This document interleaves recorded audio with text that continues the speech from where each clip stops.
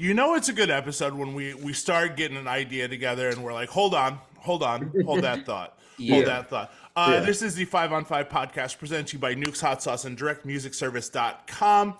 5 on 5 is the promo code FIVEON, FIVE. Go get you some edits, go get you some hot sauce. We're going to keep it rolling right out of the gate here. I just had this big ass Starbucks coffee. No promo. Ooh. Trav, no free promo. Hey, man. I mean, I just made some coffee. Okay, good. So, Good. I like that. yeah. I like that. Coming to you live from Portland, Oregon. I am one of your hosts, Phenom, down the street from me, Jupiter Williams. Down the street from him in the belly of the beast, Nick Lopez. And our special guest today, I've been seeing this guy all over TikTok. I'm friends with this guy. I've met this guy, and still I see him on TikTok. I'm like, this man's a celebrity. This man's an absolute star. Yeah. Not at all. Make some noise for Paimon. Straight out of the Field of Dreams. Yeah. Iowa Straight City. out of the Field of Dreams, man. Let's go. If you build it, they will come. Yeah. Right? Not a place you can only talk to often, talk to DJs from often, huh? Right. Believe it or not, you're our first DJ from Iowa City, Iowa. Yeah. Okay, cool. There haven't been any others that we've had on the show yet. Although we've heard a lot of people talk about it gets pretty fun out there. Dude, it's super underrated. Okay, tell us, talk to us. I mean, Iowa's obviously, it's one of those flyover states, right? It's like the Midwest. People know of it for corn, cornfields and what, wrestling, and that's probably it. Yeah. But a lot of people overlook the fact that the University of Iowa is here, which was long standing one of the top three party colleges, party towns, party schools in the nation for like a decade. It was like number one for a while, and only surpassed within like the last probably what we fell off probably in the last several years. So it's like the only way we get athletes to even come play for our college is because we show them what the party scene is like, and then they're like, all right, yeah, we'll come play. That's like our recruitment process. Yeah, here's a tour, here's a Long Island iced tea, and then we'll see you in a couple of weeks. Show them VIP at one of the spots, and then they're like, all right, yeah, this is cool. All right, we can do this. I love that. It's like when Westbrook went to OKC. Yeah. and he was just like, well, here I am. Yeah, we're gonna make the best of this. I think you forget when there's nothing else to really do in the city, people just they figure out a way, right? So partying is one of those ways that people, congregate and socialize. Yeah. And it's not just regular partying, it's elevated to another degree. No, it's like, when they say like white boy wasted. Yeah. Yeah. That's there. It's actually the main reason that the city has tried to crack down on the party scene and trying to get away from the stigma of being a party school. And so they've done everything they possibly can to destroy the culture of partying here. How's those? We need to chill. So this is like Animal House style. Yeah. It's a binge drinking. It's a lot of debauchery, and it's one of the reasons that we've been able to actually bring in a lot of notable DJs from all over the country, and in different countries too, to play in Iowa City and a few other areas too. That's right. It's just popping. It's like you end up there, you just got to drink, you just got to party, and you know that you can go out on the weekend and hear you. So I'm watching you on TikTok, and obviously I've known you for a minute. You did some time out in Portland. Yeah. I spent some time on the West Coast. I actually lived in LA first.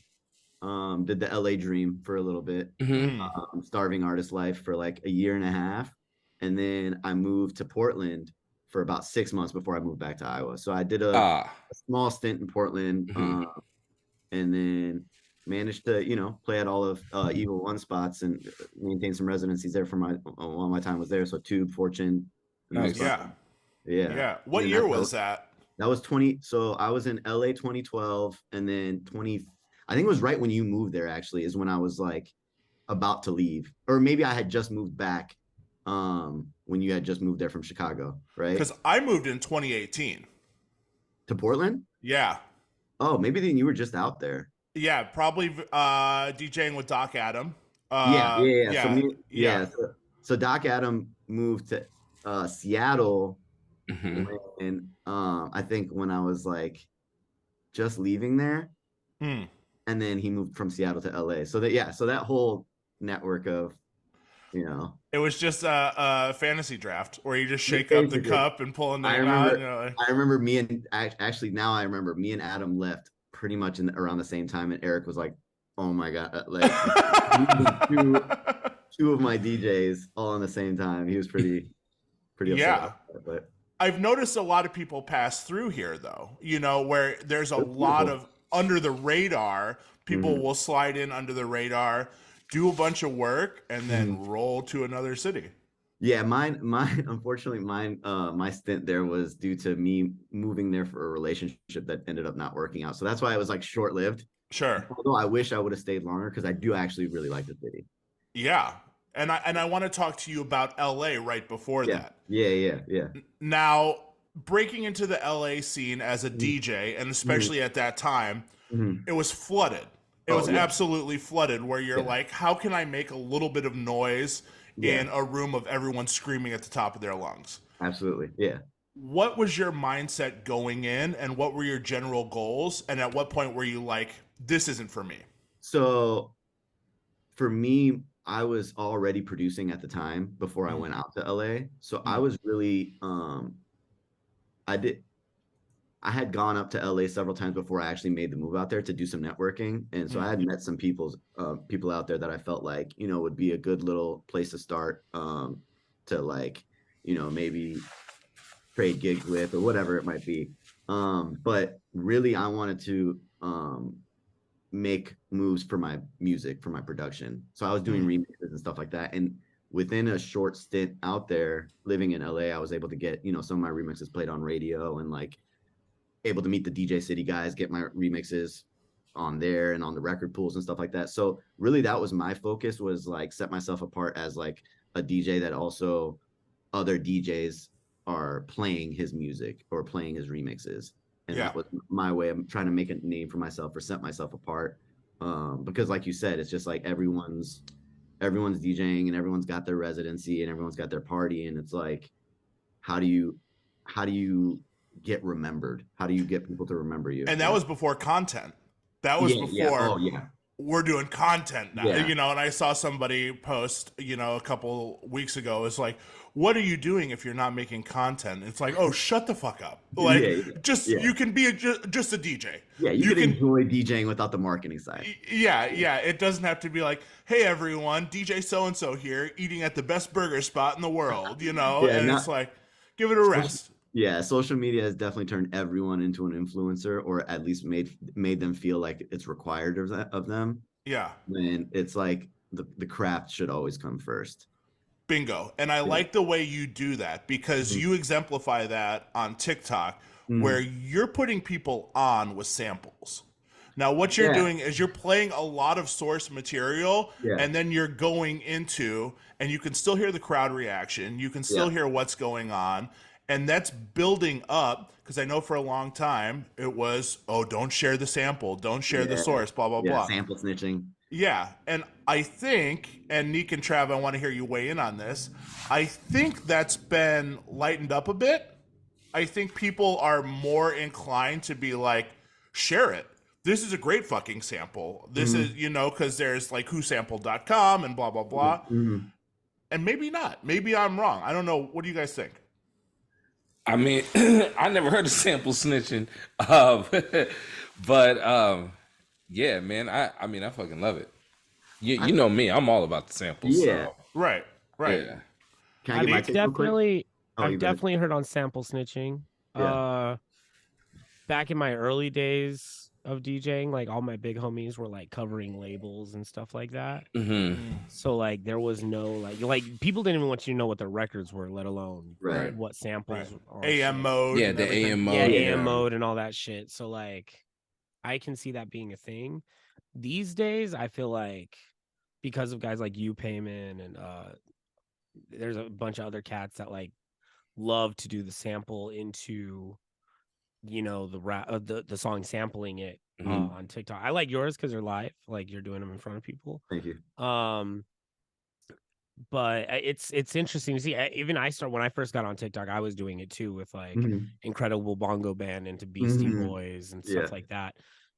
I think it's dope. I think it shows like as a DJ like how deep your knowledge can go, Mhm. especially if you can like actually if you're playing the sample in a way that's like you can tell you actually like the song versus just Mhm. like, oh, I like the song that sampled it. You know what I'm saying? Does that make sense? Yeah, So, yeah. you know I what think mean? also it makes a difference too, because a lot of times sample snitching, the reason it's called sample snitching is because you're outing people that might not have even gotten the clearances for that sample. Mm-hmm. Right. I think more than You know what I'm anything, saying? that's And probably then, what and it then is. you're Mhm. putting them out there for a lawsuit potentially, Mhm. versus these are samples that you can find, you can Google, and like they've been Yeah, cleared. yeah. You know, Yeah. they're Yeah, on their they're way. out Yeah. on major labels, like Yeah, they're you know. cleared. I'm not Mhm. snitching on anybody. They already got the clearances. They paid for it. They're getting paid. All I'm Mhm. really trying to do is like you said, shed light to the history of these records, because all it's really doing is paying homage to those that maybe didn't get as much shine when they produced the record that was sampled, but now Right. here you got this pop star, or you got this icon of a hip hop artist that samples them and turns it into a big song to a different generation. And it's like, well, Right. wait a second, the original song was dope too. Check that out. So it's kind of like paying homage, if nothing else. Mhm. But a funny story about that is really like I never meant to become the TikTok guy that does the samples. You know, like that was never like my intention of like, oh, let me just post a bunch of sample transitions on TikTok. It was like I think we all have done transitions like that in our sets at some point. Yes. Even Yeah.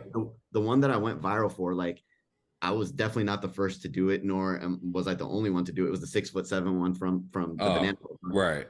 We've all done that one. And it's like, and Mhm. I've been doing it for years. It's just for some strange reason, I hit the social media lottery and it went viral. And then that was like what everyone wanted to see. And so it was one of those things where I was like, you know, okay, fine, let me capitalize a little bit and do some more. But I'm Yeah. already doing them in my sets, you know. So it's like Yeah. I think the smart idea was me to just set up my phone during my DJ sets and go live during all my DJ sets. And then I just go through afterwards and chop up the content and like be like, okay, this was a dope transition. Let me post this. So it's not like me like doing things for the content or doing things for TikTok. It was just like, oh, this was a dope transition. Let me post this. It just so happened that the sample ones were the ones that, especially after the one that went viral, did well. So I'm like, let me do a whole series of these. And then I'm trying to actually move away from that so that I'm not boxed in as the sample transition guy. Yeah. It helped to build my following on there. You know, 100%, you never yeah. have to turn down a bigger platform to do what you do, you know. Yeah. Share with us and the people listening. Share some numbers on that. Can you tell us how many times that's been streamed? How many likes? The original one that got that went viral did 20 million views.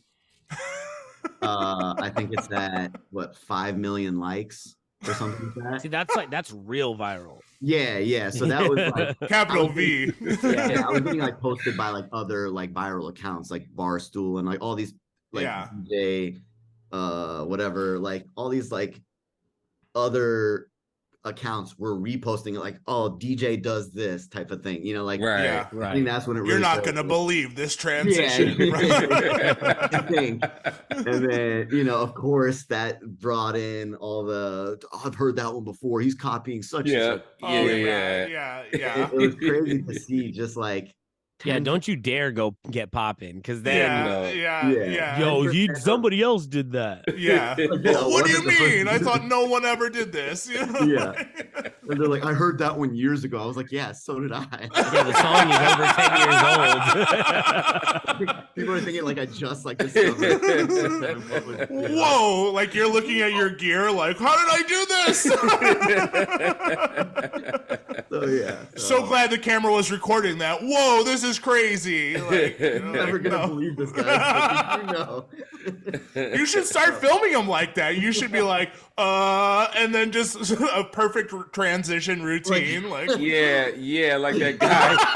Yeah. Came up with something. Light bulb. Yeah. Yeah, after Yeah. you do it, Watch you just this. Go. Yeah. After you It's do like it, it's you're all like, prepped. There's a flip made. Like Yeah.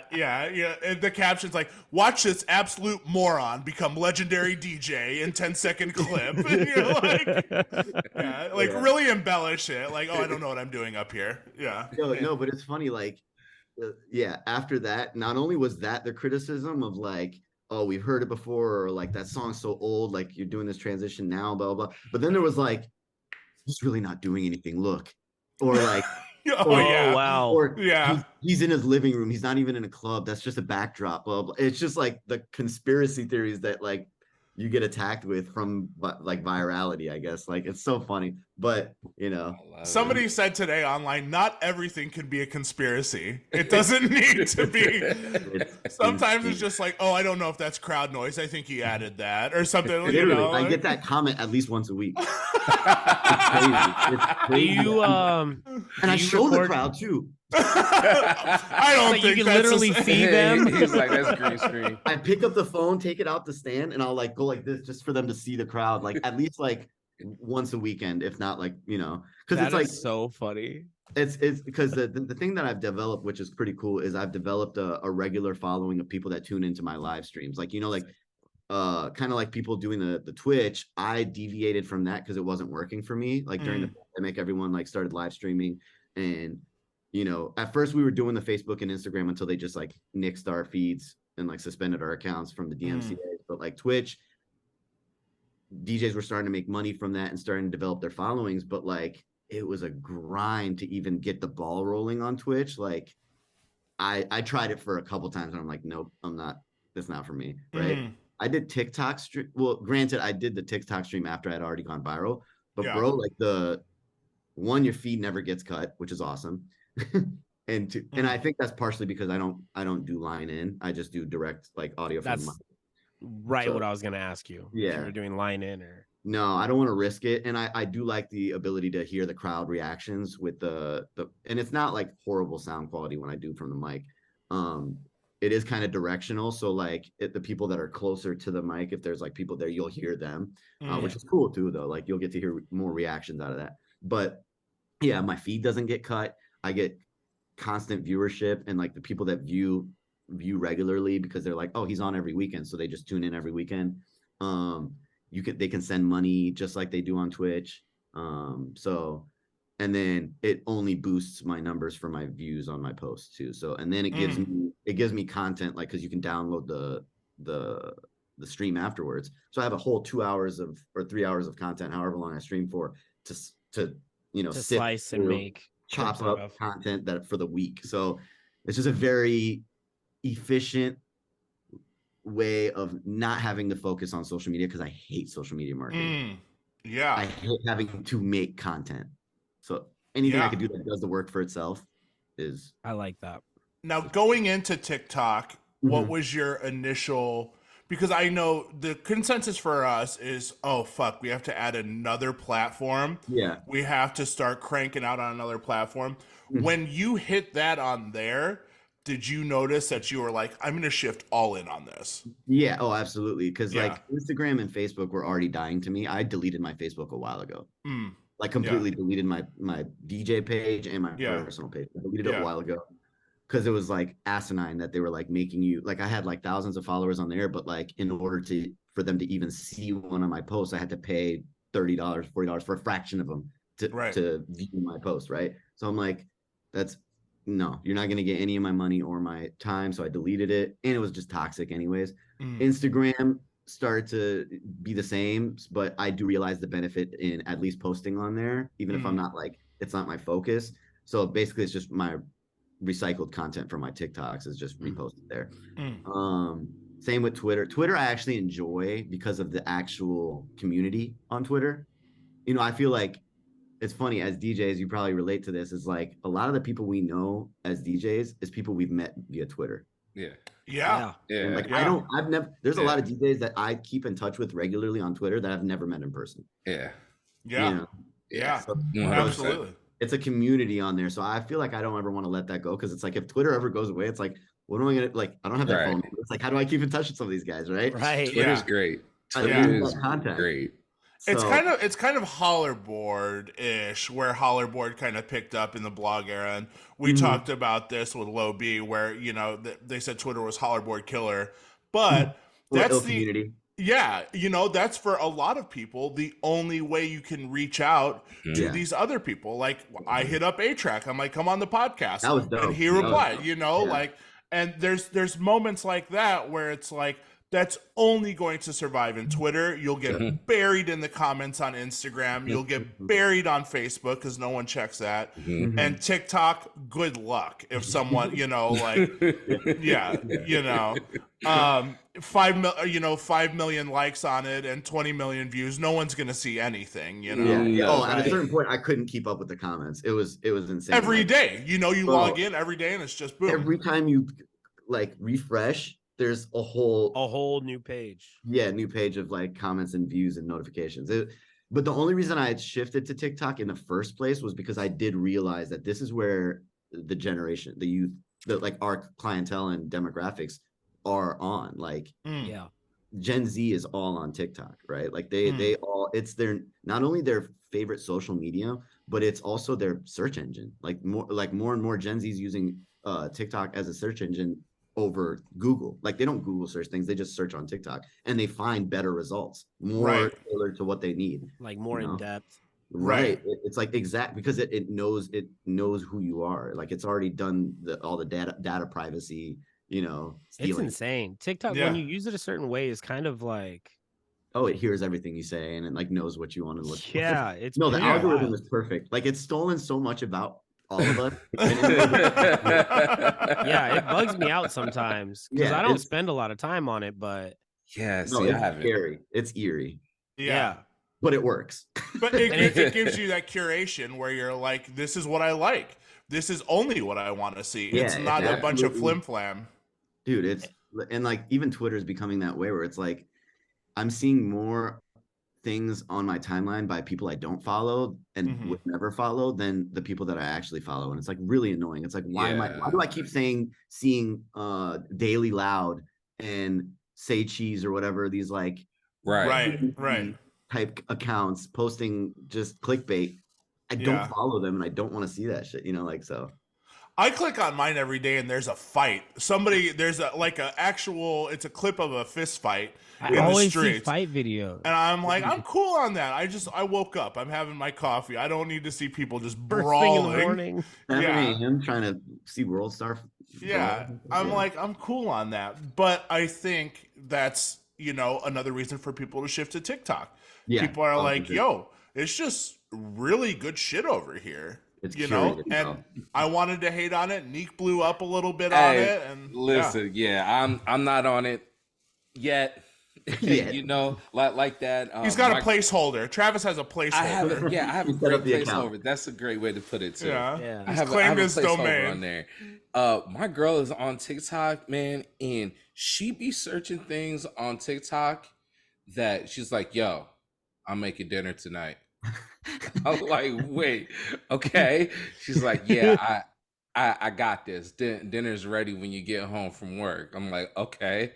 Had dinner. Fire-ass recipes. It was fire. She's like, "Yo, saw it Bro. on TikTok." I'm like, I swear. "Damn it." Same. He came home. She came home and he was wearing a I Love TikTok shirt. And they were Yeah, like, man. I'm gonna be that simp. I'm gonna Mr. be that TikTok. A simp. week later, love he's like, TikTok. Best Hey, fucking TikTok. TikTok around. Yeah, hey TikTok. I Trap, don't know. that's your angle. You're just the guy that reviews TikTok dinners. there are Yeah, people that do there it this. is. That's actually an angle. There That's you a go. niche. Yeah. Those are funny Nothing videos. about DJing. No. Fuck DJing. There's no Well- reason to talk about DJing. Well, no, right. Because that's been my issue, right, Colin? I mean, Yeah. I've called you so many times, and I'm like, yo, I want to get on Twitch. It was all the way back at Twitch. I want to do Twitch, but I don't know the angle that I want to do. This Yeah. platform has surpassed him. It's burnt out by the time he was thinking about getting on. He's Right. like, man, Twitch would be cool. And they're like, we're not using Twitch anymore, idiot. Get out of here. And you're like, what do you mean? You're like, I would love to I be just on got it. set up. Hey, by the time I put out my first TikTok, man, they're onto something else, bro. Yeah, Watch this. yeah. Who's this oldo posting on TikTok? It's Yeah. just you.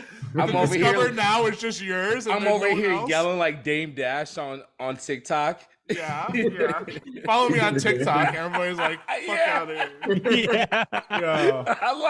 Yeah. On TikTok. He's what doing is the he dance. He's like, is this how we doing, do it, guys? man? I'm doing the gritty too. Oh my god. Please let that be your first video.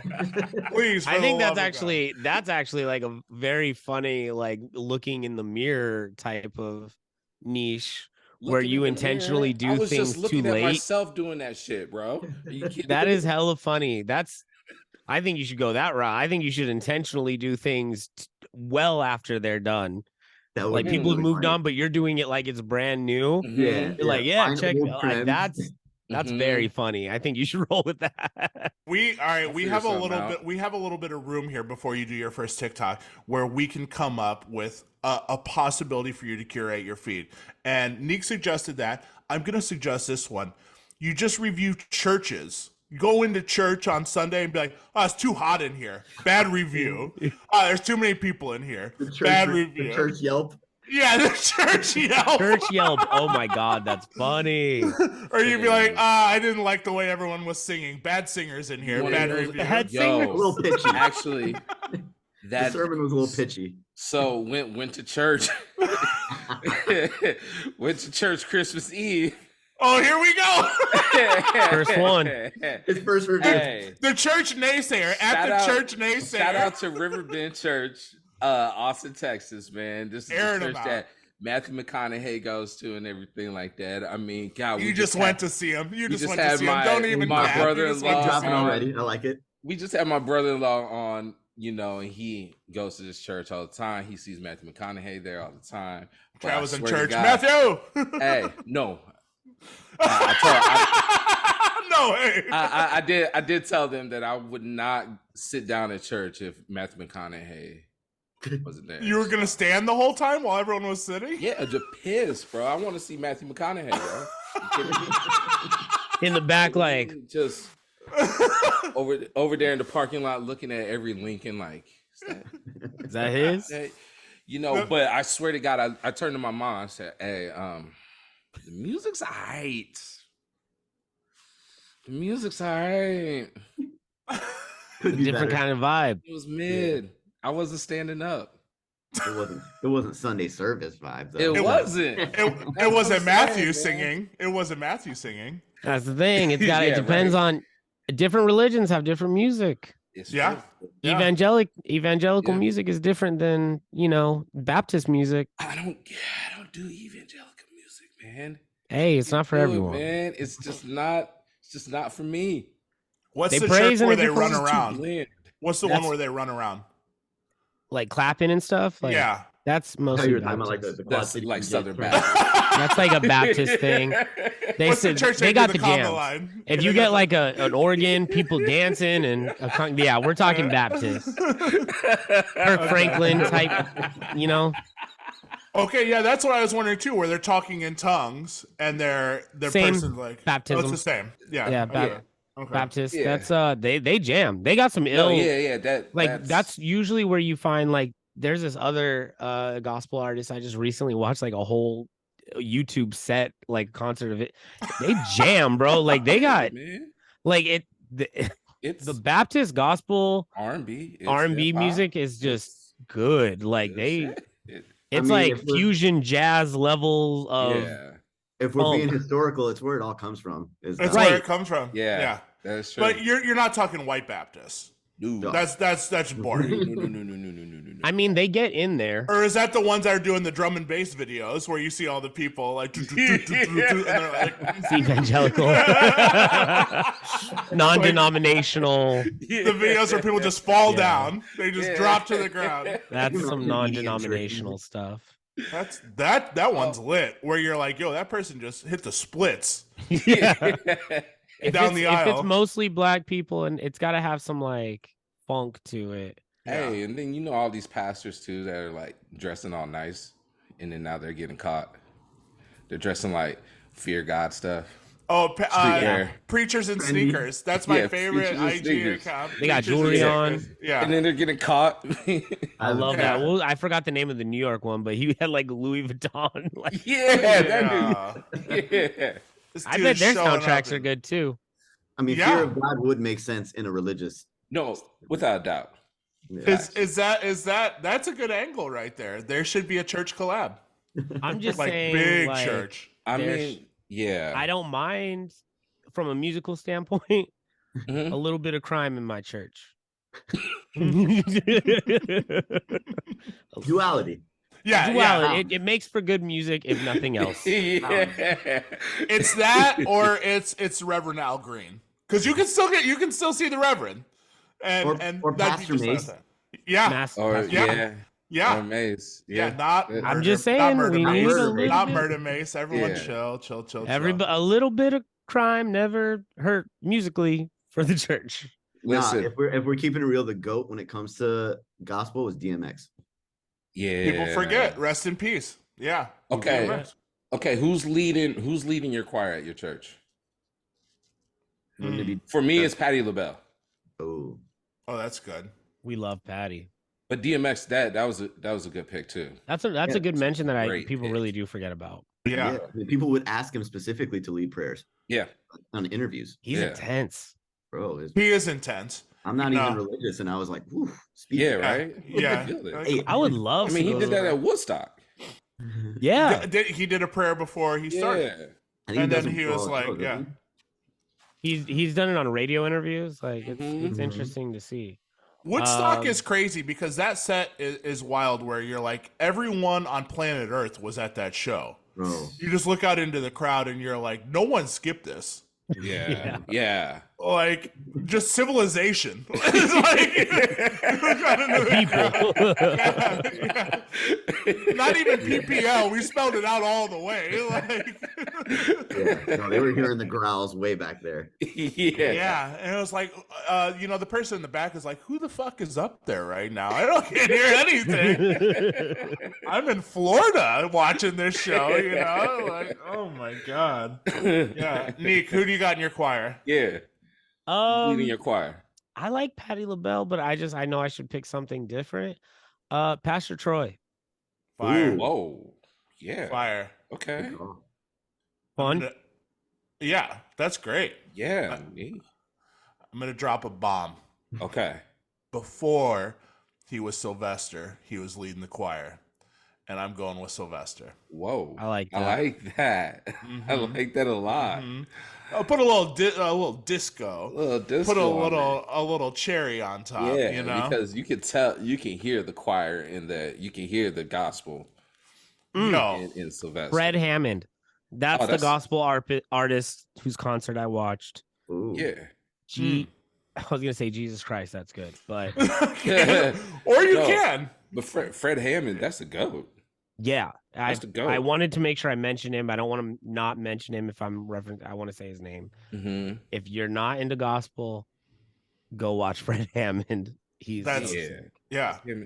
I hate to bring up he who shall not be named at the current moment, but did Uh-oh. Kanye West? any of you guys actually listen to Jesus is King, the album? Absolutely. How Uh-huh. was it? I 'Cause know never- these guys are Kanye stans. I didn't give it a full listen. I didn't listen just because it was already at the point where I was kind of like, I know "Ah, these just not guys checking fuck for with you." Kanye, but I don't fuck with that. I nigga. don't fuck with Kanye. Yeah. That's not my cup of tea though. I like non-secular music. I like a little grit, I don't yeah. it's a little too much praise and worship for me. I didn't. Yeah, see, I figured maybe the production would have been dope though. Yeah, I I listened to it once. Mm, One and done. That's fair. Yeah. That's fair. Right. Yeah. Even from a fan just being like, I listened to it one time. Yeah, Yeah. it was one time for me. Yeah. Yeah. I mean, it's what is that's not covers, is it? Or is it? No, not that one. No. Not that Okay. one. that Jesus was actual King is gospel like. song. Say what? Like it was original gospel music. Like Yeah. original gospel songs. Was one it? was. Our guy was on there. Kenny G was on there. Oh, Kenny was on there? Yeah. Kenny G was on that one? Dang, I forgot about that. Kenny's looking at that album now like, shit. Oh my God, I know. Yo, Like, what if- you'll never get Kenny G on the wrong side of things. He's Hey, like, hey, come on. what if Kenny G is the only one that's regretting that album? Yeah. He's like, yeah. "Fuck, I should've did that shit. I never knew it was gonna go this way." Yeah. Yeah.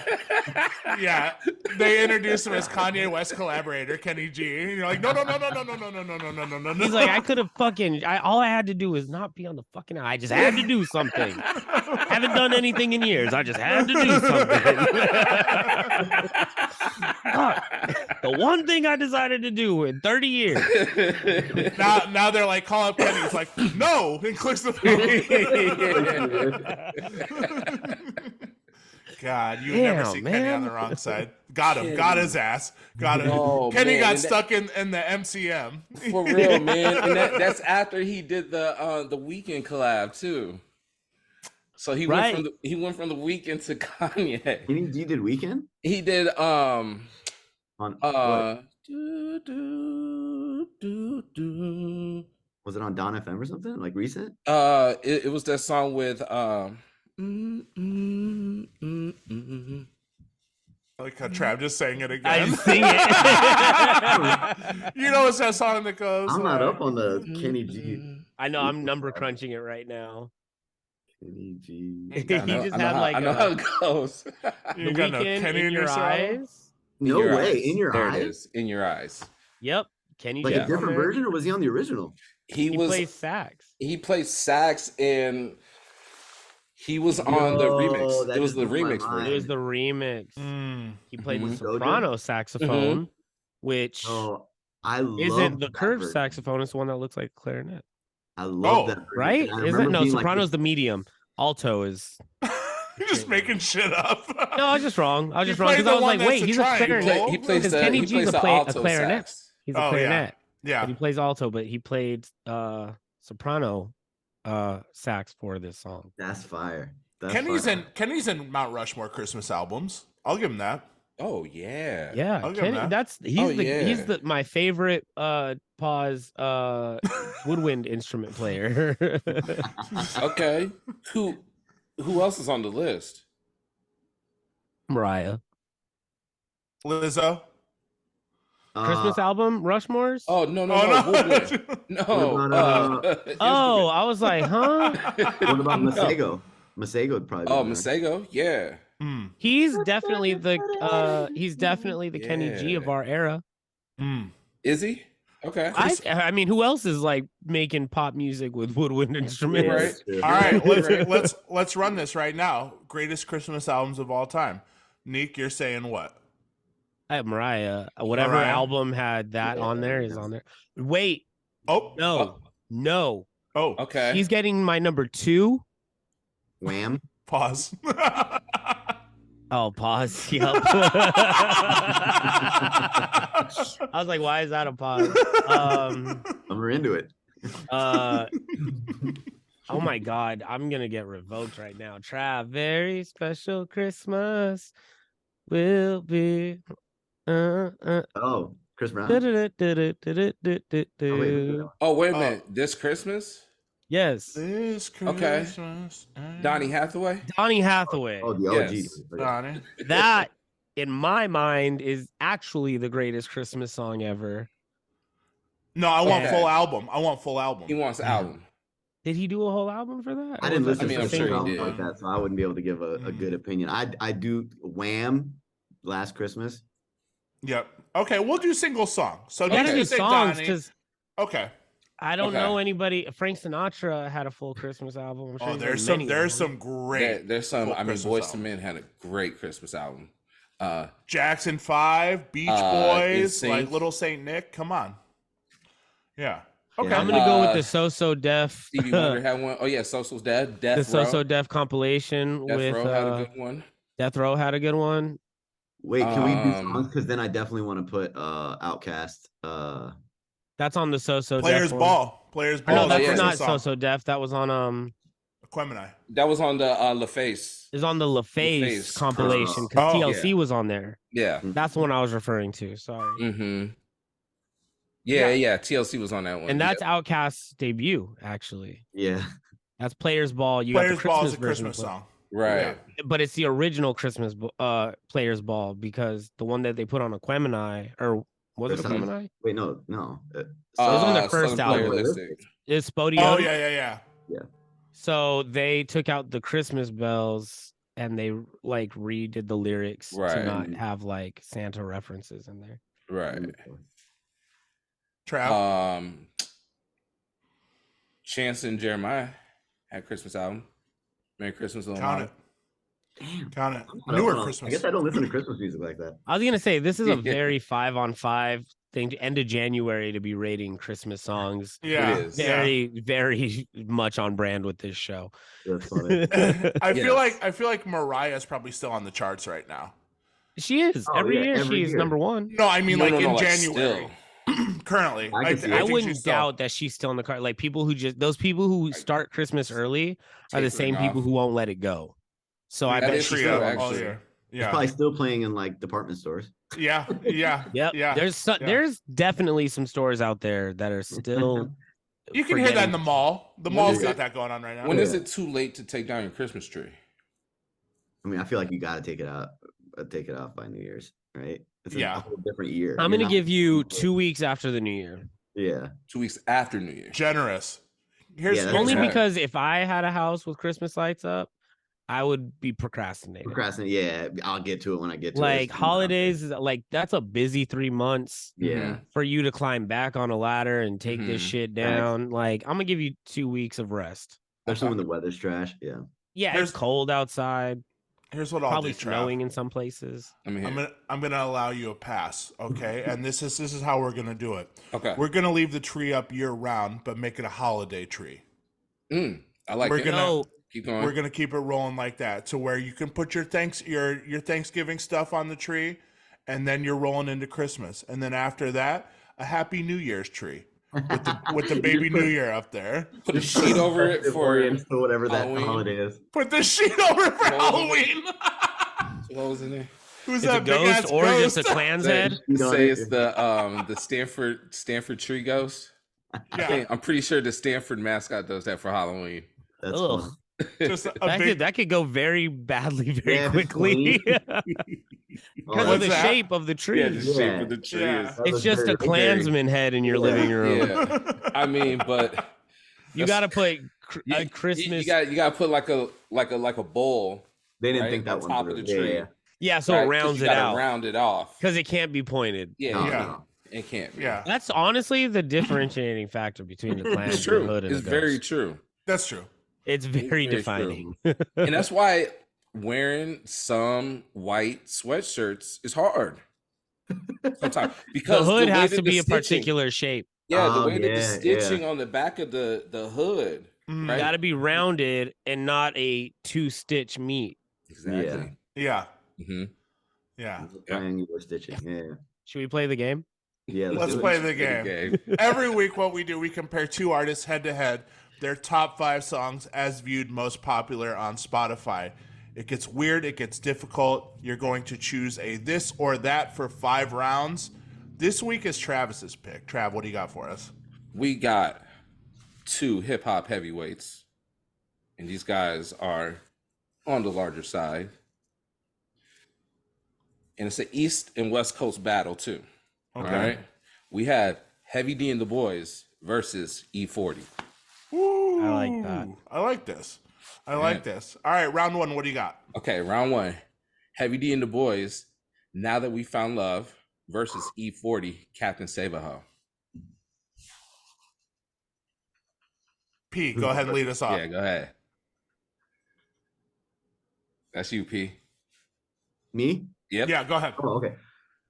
I'm gonna have to go with Heavy D on this one. I'll be honest.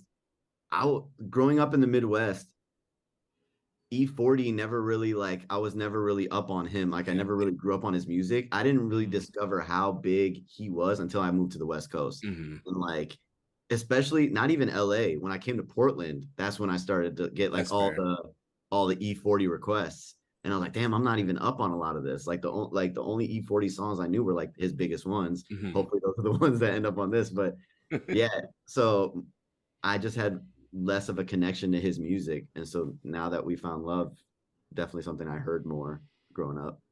It's such a feel good song. It is. Yeah. It's just it comes on and you're like, It is. yeah. It's And like it hit- perfect summer song too. Yeah, and Hitch cemented it to be that feel good wedding song too. It's a Yeah. wedding song now. Yeah. Hitch is a great soundtrack. Hitch is a great very movie, good man. soundtrack. It's a good movie. I'm gonna go with Heavy D and the Boys on that one. Neek? Heavy D. Yeah. Yeah. Okay. That's a first round street. What we got for 2? Okay, we got Heavy D and the Boys. Is It Good to You versus E-40, You and That, featuring T-Pain.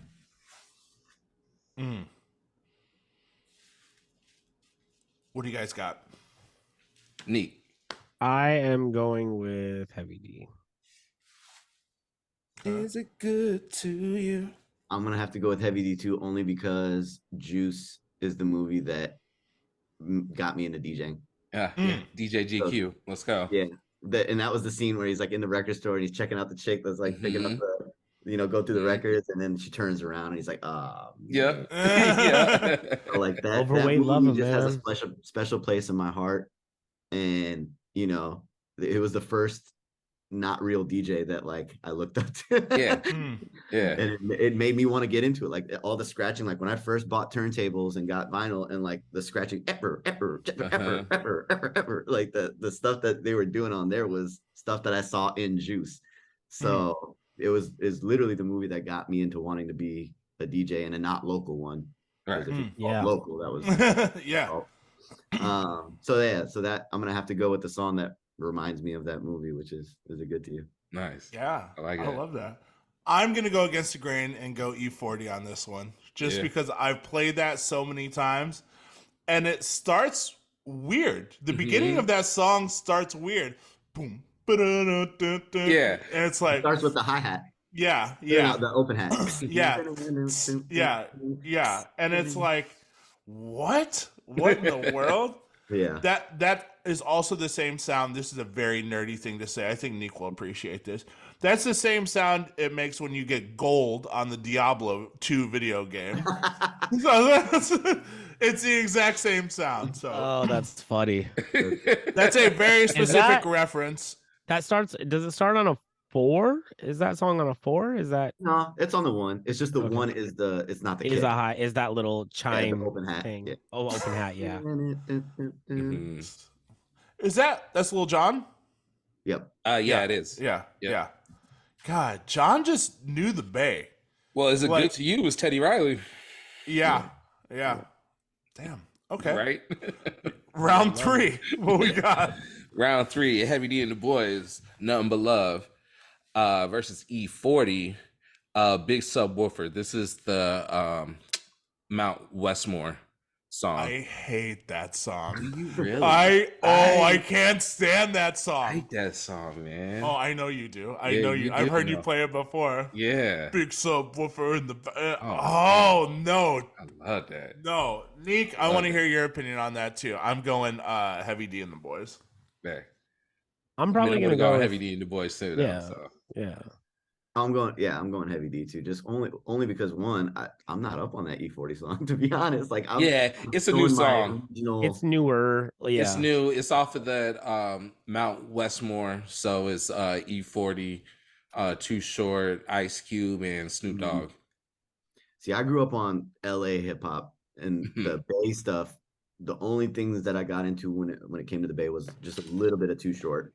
Mhm. Outside of that, like E-40 and anything else is stuff that I had to like find out about later on, which was like Yeah. well after I had already been DJing. Mhm. So it was like rediscovering.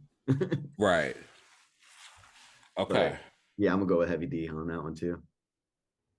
Okay. So round 4, Heavy D and the Boys, Got Me Waiting. That's the sample for. Sorry. And E-40, Tell Me When to Go. Come on. Yeah, I'm going 40 water on that one. Yeah. Come Okay. on. Okay. Yo. That beat is too. Yeah. Dun, That Little John dun. beat. Shout out to what is it? Trackademics on the remix. Track and had that remix. Oh yeah, it's way different. It's like bum da da da da bum. Yeah, bum. Da, da, da, da, bum. I It's forgot fire. about that. Yeah. Yeah, I mean, if you're going to play a "Tell Me When to Go" remix, yeah, that's. Oh, I that's... played the Kanye West remix. I don't know if I know that. I don't know that one. Yeah, I that's a good have one. it. I ain't never played it. Oh, I love playing that one. Yeah.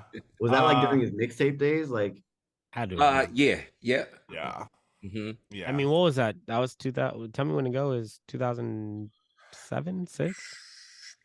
Gotta be 6 or 5. 2006, I I believe. think you're right. I think it's 5 or 6. Yeah. Mm-hmm. Yeah. Ghost Ride the Whip. Oh, was that a sweep? Yeah, I would say so. No. Yeah. I'll let it be a sweep.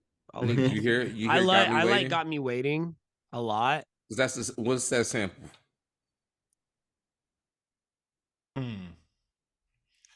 Do a little number crunch on that. I Want Your Love. Is that Luther? I don't know.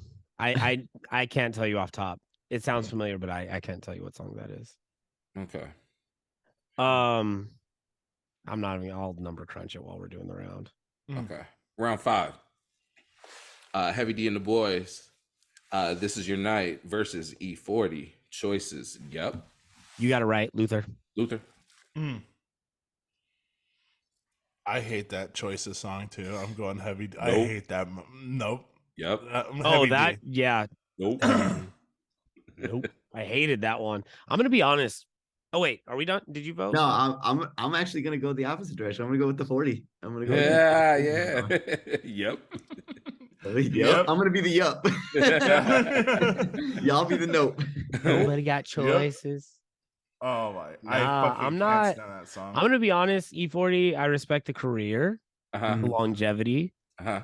I liked E-40 pre-hyphy because I am not a fan of hyphy music at all. No disrespect to all of our Bay Area friends. Slurricane is. Slurricane is the era that I'm into, but Yeah. after like the height, like not really a fan of Mac Dre. Uh-huh. It's funny because somebody just posted about I don't know who, Mac Dre on Twitter, and I was just like, yo, I'm gonna be honest, everything just all hyphy music just sounds like the cartoon soundtrack, like when like they're walking on like a track and everything's like bouncing. Yo, this like is a hot take. Yeah, That's what that is hyphy what music I'm saying. sounds like to me. It sounds like clown music. Probably gonna get a lot of pushback for that one. Whoa. I'm for sure gonna get a lot of flack. Whoa. It's just We- silly. we Like could it's definitely silly. bleep that. I'm gonna keep that out there. I'm gonna hold stand true. Yeah, I'm at Nick Lopez on everything. Hey, I like there to we say it go. with your chest. I'm gonna say that one with my chest. Hyphy Boy, music, what just the smoke? it's silly music, but I go. think that's the point, right? Like It makes- I'm gonna it's say supposed do to be one better. fun. Yeah. Do It one makes me better. think of Stomp the That's Yard. Yeah, I don't. Yeah. Yeah, absolutely. Nick, do one better and cut the clip, and then we'll post that up on socials and just see what people say. What could go wrong? I'll even add the cartoon to it. Yeah. I'm here for Yeah. that. I'm here for that. So that was pretty heavy for Heavy D, right? By those standards, yeah. I like cutting the yep and the nopes. Yep. Nope. Yep. Yeah. Yep. Nope. You should do that for song requests. That's Yep. fire. Yep. Yeah. Nope. Just have it on my SP6 ready to go. Yeah. Nope. Yep. Nope. Hey, I actually have to say, very little Bad Bunny requests lately. Really? Oh. Yeah. Yo, has it slowed down? It has slowed down. Mm-hmm. Yeah. Very much so. Actually, I got you know what? one Saturday, You did? Okay. but it was weird. We're clearly playing like dance music, and this girl walking past us goes, "Yo, play some Bad Bunny," and then just keeps going. Like just Love that. wasn't Love that. big plan on Bad Bunny. staying. Just like play Bad Bunny and like left. Yo, get fucked. Yeah. Yo, go Even if fuck I did, yourself. she wouldn't have known. She left. Like Yeah, exactly. Yeah. Who cares? I love the "We're on our way out" request. That's right in the same neighborhood as that. Yeah. We're gonna leave. Can you play Yeah, this? we're gonna leave. Yeah, And we're, bye. we're actually walking out the door. Can you play? could you play our exit music? I'm like, No, I'm purposely I mean, not unless I- playing it like, so it's- that y'all don't leave. Do you guys really hate requests? I've been Yeah. feeling this question lately. I've been on Do they really record bother you? for how much I hate it. Oh yeah, you have been. Yeah. Yeah. Yeah. I've given rants about how much I hate requests. You had a good rant the other day about turning down gigs, and I want you to talk about that a bit. Oh yeah, that was just actually one of my most recent ones. I think it's just like something that should hopefully motivate DJs is getting to the point when where you can turn down gigs. I think Phenom froze. Yeah, he's froze. Yeah, he did. Okay. Yeah, Yeah. we're He good. could hear us though. Okay. Yeah, I think that's like a goal that people should try to get to is the freedom that you feel of being able to turn down the type of gigs that would require you to play music that you wouldn't want to play, and Right.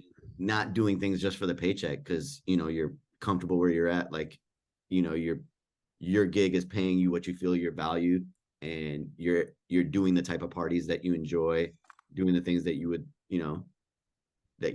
want to do that feeds your Exactly. soul.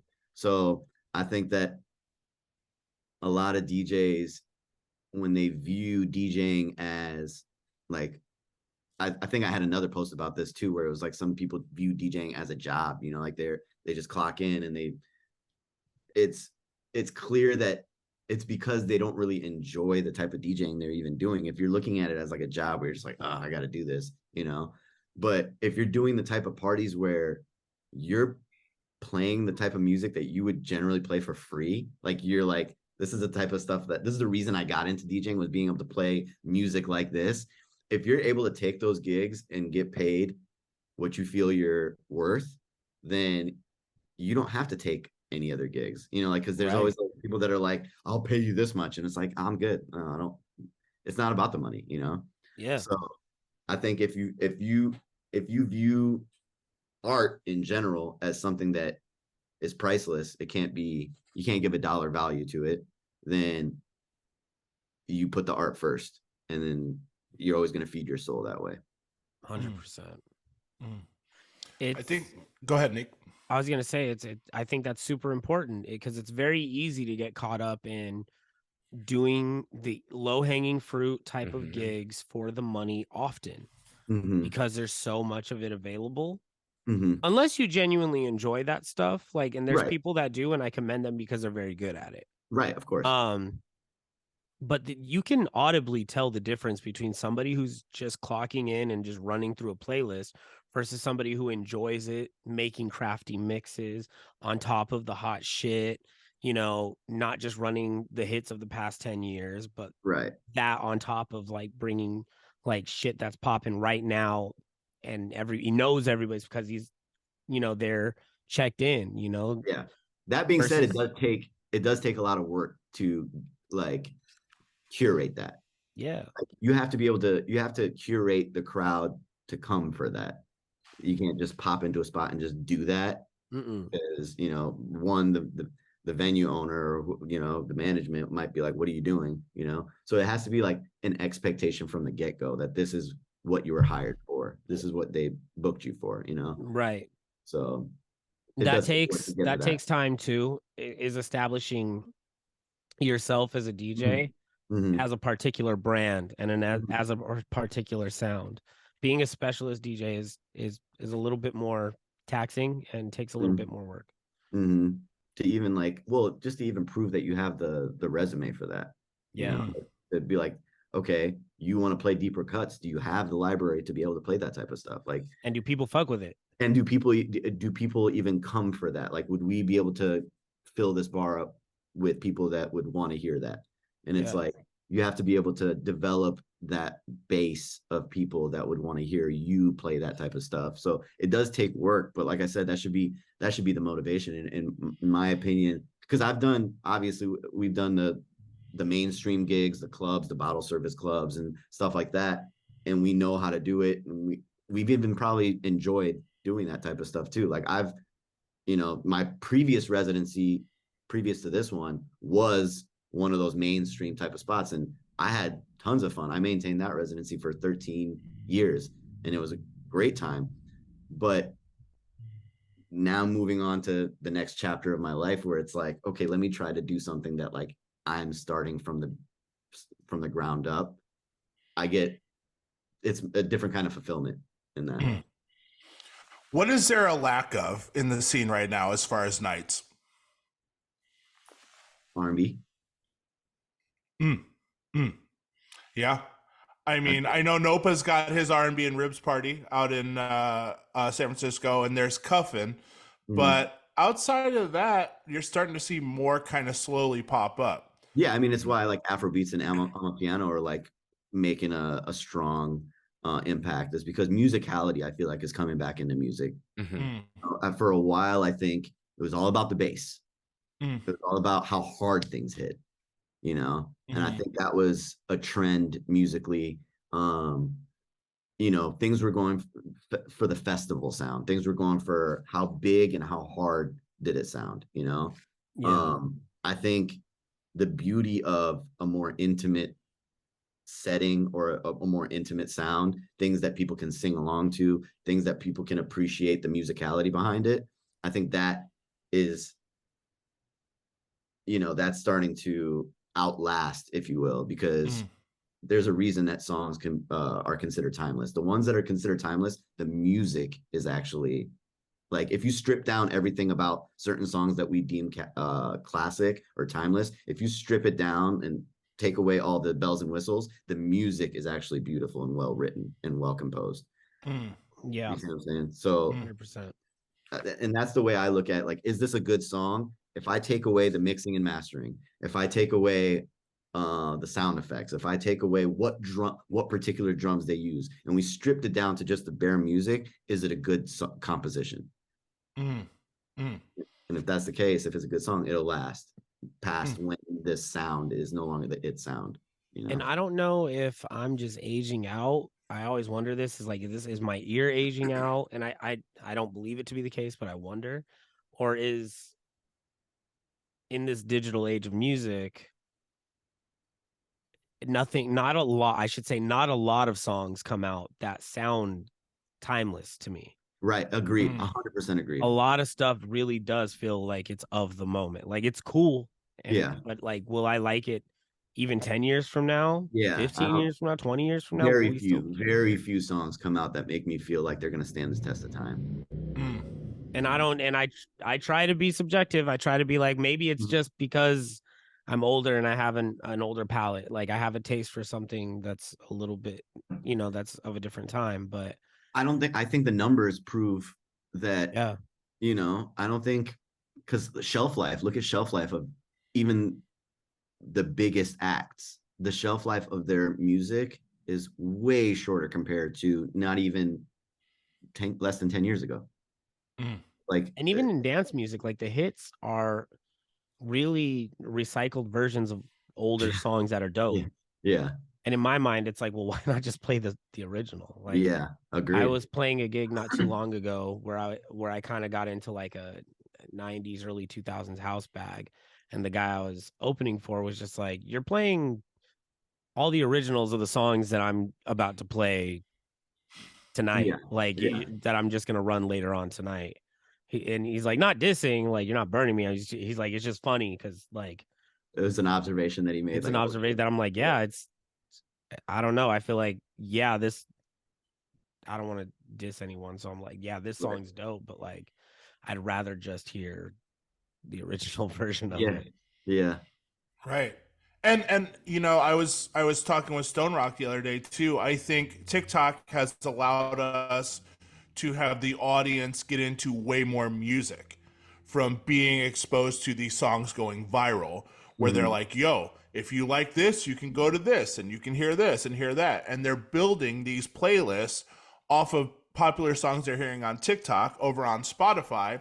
And Spotify is kicking them from maybe, Break My Soul into Crystal Waters or something like that. And they're like, I like this. It's the same fucking sound, or whatever. And we were talking about how we think that on the positive side of things, people are more responsive to all music now. I think they don't have a choice. I think because of the fact that there's just an overabundance of music constantly coming out, it's like impossible to keep up with all the new music that keeps being churned out because of the lack of shelf life. Like artists that are you know, the record labels are pushing these artists to keep putting new music out. Otherwise, you're going to lose the momentum or steam that you have. It wasn't uncommon for artists to put out one album per year. Now it's like if you take 6 months off, you're cold. So like Right. you got to keep putting music out because you got to keep competing with the other people that are always putting music out. And you know, there's only so much an artist can be prolific to the point where they start to lose the quality and the effort that goes into putting quality music because you're doing quantity over quality at that point. So you just keep putting out music as quick and efficient or quick as you can, and people aren't able to keep up. So what do? They go to the older music that they know they're gonna like. They're gonna go to the timeless stuff. They're gonna go to. So I don't think they have a choice. I think I think personally, I think that's why DJs more and more are playing more throwbacks during peak time, rather than even 5 years ago. I would say it was more common to hear the newer cuts be tested out during a packed moment of the night, like during peak hour. You'd be able to play the new hot jam. Now it's like they don't want to hear that. They would just want to hear 2000s, you know, early 2000s Neptune stuff and Trackmasters and Timbaland. It's interesting, man.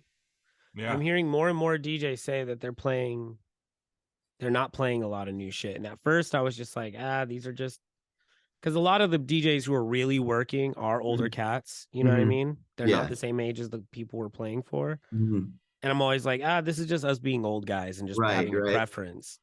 But honestly, I don't think you're wrong, because like you get requests, and like the requests are either like new hot shit, like when it was Bad Bunny, and I'll still get requests for like shit that just doesn't play in the clubs, like Taylor Swift or like the new Taylor Swift song. I've gotten the new what's her name?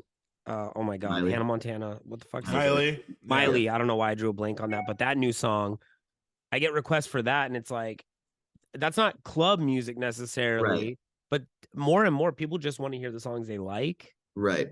It doesn't matter if it's a club song. Yeah, because the new big songs, the songs that do well, chart well, or like are doing well on TikTok, if you will. Yeah. I play those out and they don't get nearly the reaction that a new song that did well years back would have done. Like, you know, like when Trap Queen, like granted, Fetty was working Trap Queen for a few years, but when it like took off, when Trap Queen took off, we played that immediate reaction, right? There was songs that like we would play out the moment they came out, and immediate reaction. It was Sicko Mode.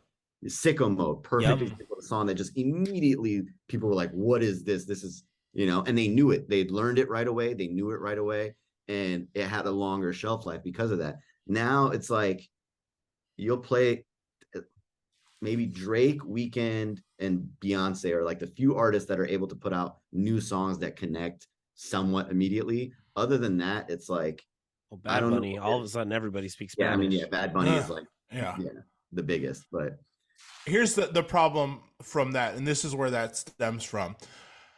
When you're constantly being asked for art over and over, give me art, give me art, give me art, give me art, the artist doesn't have time to be inspired. Right. They don't have time to do that research and to hone in on a sound.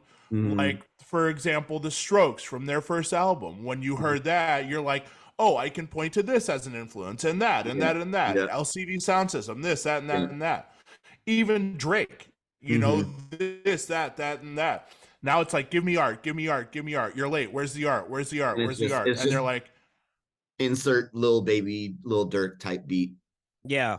With artist over it. Yeah. It's interesting. Drake in particular is interesting because the quality of work is good. Like, even if you like it or not, like it's downward sloping. But like, I even think as a Drake fan. Yeah, I'm not, but I will say, like, there's every now and then there's a track that I'm like, oh, okay, this is objectively good. But like, I don't know, in the past 12 months, is Drake about to come out with his third album? That's what I'm saying. He's putting out music consistently, and he has to.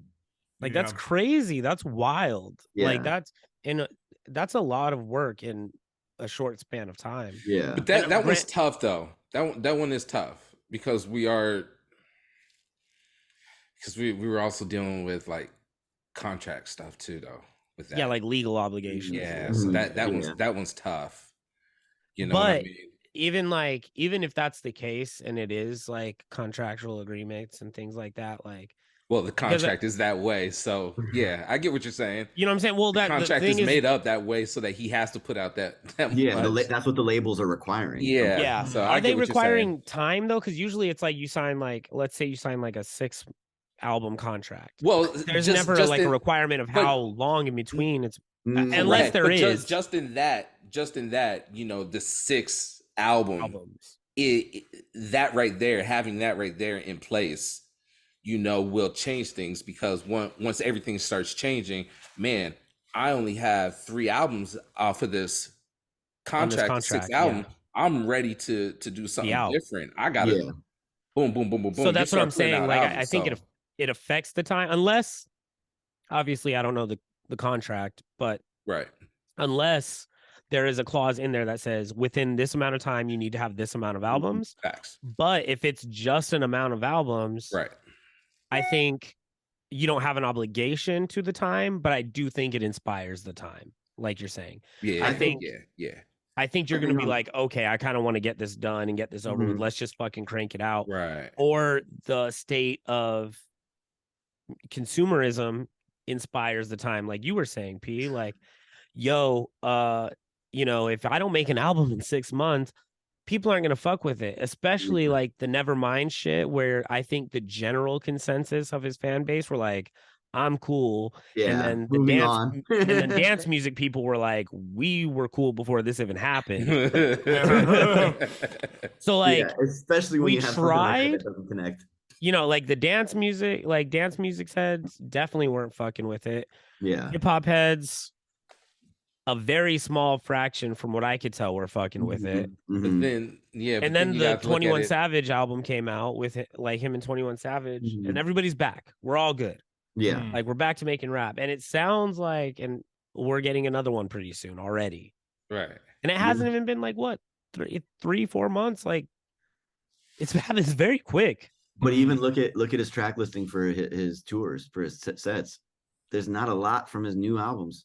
That's Yeah, true. it's just classics. So that's what somebody was saying, is that this might be a greatest hits album. Not to make this a Drake talk, Right. but like, that's kind of wild. I haven't heard of what we'd consider a contemporary artist Yeah. come out with a greatest hits record in a very I would long love time. a B-sides type of thing. Yeah, like that's kind of crazy, right? Like I Fire. feel like that's such an old trope in music, to come out with a greatest hits album while you're still making records. Yeah. But Mm. I don't know. I think it's kind of cool if that's the case. I think it's dope. But I think that kind of I it's also dope. think it's a like what double-edged sword, LeBron's 'cause it- doing right now. You said what? yeah, It's like You what say LeBron's LeBron? doing right now. his Oh. greatest hits LeBron's doing his greatest hits right now within while still playing. for a Yeah. non-playoff team. Yeah, man. It's crazy.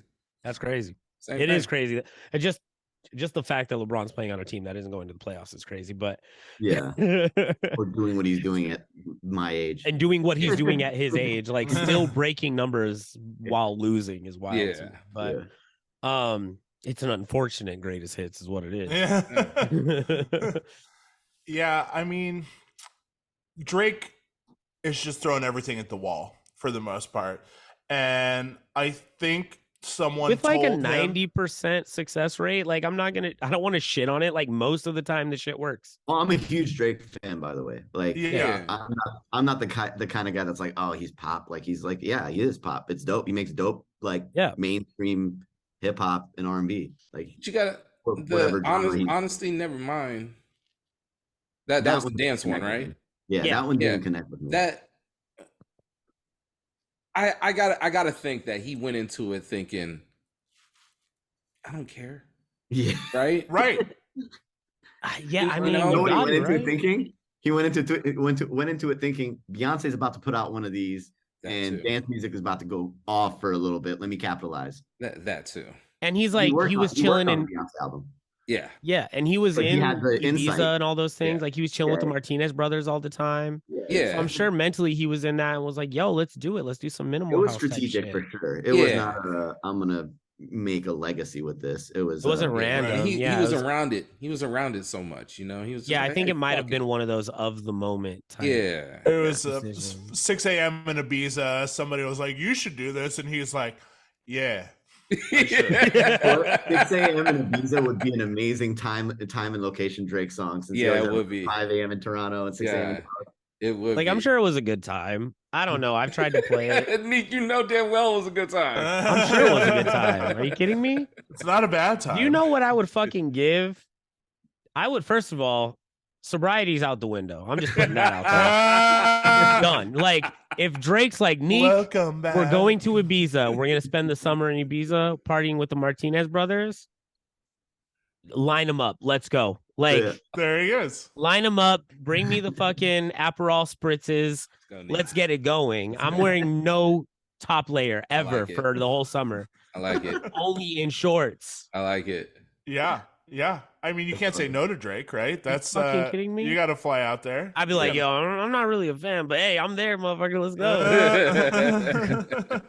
He's in the studio, like, yeah, it sounds good. It's called Sticky. I like this. This is my Yeah. favorite Hey, song. Circo Loco. It wasn't at the club we were at. Yeah. yeah. Perfect. I love Perfect. Love it. it. We should do a 10 round lightning round really quick. It's Yeah. a this or that. One artist stays, the other you have to delete out of your Serato forever. Now we have so many episodes now. Massive. The beeps, they're off beat, but fuck it. Keep it Beats on. are Keep it on. off beat. They're so off beat, but just let it rock with it. Rock with And it. Fine. Keeper, Sorry. Keeper is Is it not. the It's UK not an accent or the on Jamaican accent, Drake? No, Yeah, I we'll don't- go with it. Fucking whatever. Pick one. Perfect. Do both, One- whatever accent you want. He has the London accent too. Yeah. Yeah. God. No one tells him no. That's the thing. You can't tell Drake no. That being said, he's a good actor. He does it well. Yeah. He Yeah. does his accents really well. This is all method acting. Drake's is. entire It is fucking method career is a acting. method Method acting. act. He's just a 100% musical is. Jim Carrey. Yeah. He's in character. It They 100% filmed this is whole method thing acting. and they're Trust going me, to sell Daddy. it to you. Yeah. I've They're going to sell you this whole fucking career as a movie, a Drake Yeah. movie, and it's going to sell out every single night. And he's going to be like, I fucking got you guys. This is Yeah. all acting. I'm going to out myself and my skill as a DJ. Every time I've tried to play Massive, I fucked it up. Really? Every time. Same. Just the 2 beeps? weeks ago. 2 weeks ago, I finally got like a DJ version where it's quantized. But I tried to Oh, play the neat. raw version and fucked it up the two Neat, or holla three at me times I've next tried. time, bro. You I know got what you. helps? This is a cheat I'll code. send it to you. Cheat I code. give up. I got the edit I now, know. and I I'm never know. playing it again. This is a cheat code. Beat grids, man. Beat grids. On Exactly. The Serato. Yeah. Thank you. Beat Shout out grids to out. P-Dot who taught me how to fix the beat grids on tracks. But like that one, because I've never had the problem. I'm like, oh, I'll just Yeah. fucking do it by ear, whatever. Yeah. This one completely fucked me out 1,000 oh. times. I'll lock it in a loop and it still fucks up. Like Yeah. I don't. It definitely sounds off. Because Yeah. he even comes into the bridge like the bridge comes in offbeat. Yeah. Yeah, he doesn't come in at the right time. I'm like, this song is just mid. when you're ready. And I'm like, why would you? A part of me thinks he's trolling. It has to be He's a because troll. that's what. Okay, small rant, real quick. no. We with you. Spiraling. though. Spiraling. though. I'm gonna Right spiral. I put 30 seconds on the clock. Put I'm 30 minutes spiraling. on the clock. We're going to spiral Yeah. right now. 30 Jesus. seconds on the clock. Quick spiral. I don't know why you would make a fucking album that is marketed to dance music and then make a song like the single like this, where it's offbeat, does not follow a grid, does not follow pop music theory or dance music theory. This Yeah. intro is not 8, 16, or 32 bars. It's like 18, 17 bars. It just happens. I Yeah. never get it right. It could be 9. But it's not a good number. Like, Right, yeah. it comes in at the most fucked up time. I don't know what metronome those beeps are on versus the drums. I've Is tried that to the and? I've Is tried that to the mash three? it up. Like my genius brain was like, oh, this is Ausev. It's the same. Okay, let me backtrack. That was not my genius brain. That was another DJ friend of mine who came up with the Ausev or massive into Ausev because they're Mm. like, yo, it's the same track. Do it. I was like, oh, that's fire. Let me try it. Completely train wrecked it Trainwreck. both times because Ausev is on a grid and is properly made. Massive is not. There it is. Enderant, I'm sorry. I'm sorry. No, we're with it. It's because he had people like Carnage and that on production, and it's like, well, if you had Martinez brothers, you wouldn't have had this problem. But Carnage twists that one knob that makes it louder, better. Make it louder. Louder. Yeah. And I just got it. Better. I already know to the DJs that are listening to this are going to quietly be talking shit like, oh, we mix it just fine. Like, you're just not that good. And in response, I will say, SMD. fuck you. I tried the one Drake song I tried to play. Fuck off. I don't play Drake anyways. This is really why you don't like Drake. This is what it comes Yeah, down it has to. nothing to do with his music other than this song. You just train wreck his songs every time you try to play them, And I blame it on him, not myself. Yeah. Every single time. Why are you also- so bad? Speaking of Drake songs and DJing, have you noticed that I think that Drake has figured out that DJs generally mix out on choruses? So he'll specifically structure his songs so that the choruses are just like weirdly positioned so that you just never mix out. Yeah. Like He the Same one as he Bad did- Bunny. another like Same as 8 Bad Bunny. bars Yeah. to a chorus. No, it's never Yo. just an 8-bar chorus. It's Yeah. like it's He'll add like another one. It's to got it. like it goes it's it runs pre-chorus. into the verse. It like runs into the verse. Yeah. And like the one with Lil Durk. Dun, dun, dun. Oh Mhm. man, yeah. It's just like you don't know when the verse starts and when the hook ends, and Yeah. I think he purposely structures it like that so that you're just playing the entire song. He's like, All you're I'm not gonna saying is sound that like you. it. All I'm saying is we shouldn't I have have a to point edit there. the song to play it in the club. That's all I'm trying to say. I don't think I should have to manipulate an existing track to be able to play it. Like, that's stupid. It should be played as is. I don't need to watch fucking tutorials on Serato in order to play a Drake song. Like, don't get me wrong. Please don't do that. I love that you Please. got like I love that, like, yo, use beat grids, or yo, get this DJ edit with the intro. Like, that's fine. But like, damn, do we have to do that? Do we have This had to be what people were going through when In the Club came out from 50 Cent, where they were like, That song why comes would you do off. that? Oh my god! And Why I know would you do the that? crazy thing about this rant that's so funny, it's come and gone. Nobody's playing Massive anymore.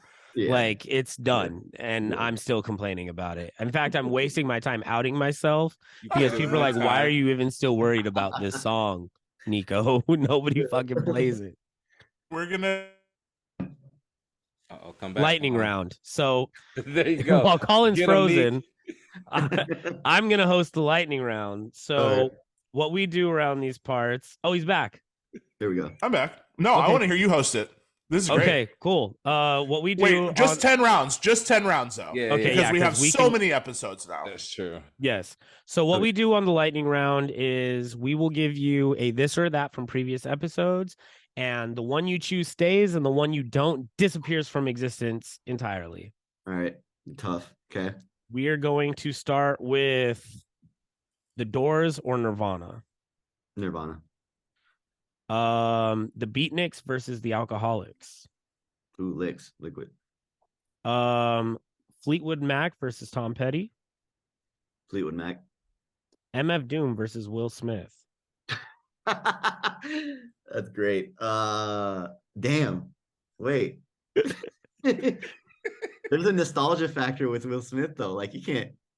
Getting jiggy with it. Heads are gonna kill me for saying Will Smith, but I'm gonna say it because Hey, Big Willie style it stays. was test. Yeah. Mac Dre versus Nipsey Hussle. Nipsey. Jay-Z versus Future. Jay-Z, you could put him against anyone. I'm gonna pick Jay-Z. Metallica versus Megadeth. Metallica. Nate Dogg versus Ty Dolla Sign.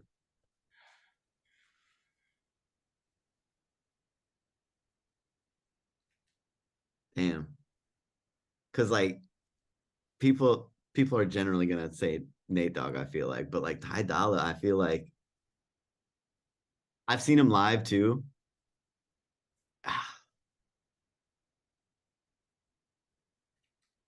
I'm gonna say it. I'm gonna say Ty Dolla. Personally. Battle of the Kennys. Kendrick Lamar versus Kenny Loggins. Lamar. We got two more. I'm gonna do But Kenny G beats all of them though. versus Kenny G. We should have did the 3 low key. Lizzo versus Fergie. Fergie. DaBaby versus Lil Baby. I'm gonna give you one more extra one. Lil Baby. And finally, one we do on every episode: Hall & Oates versus Outkast. Outkast. Fire. Yeah, no, that's not even close for me.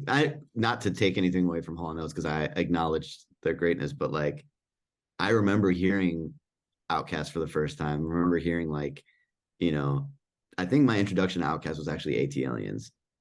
And just like Goody Mob and like the whole Dungeon family. And it was just so different, especially coming from the Midwest. Like my only access to hip hop was either California, was LA, Death Row Records and that front, and then East Coast, Bad Boy, DJ Premier, the boom bap.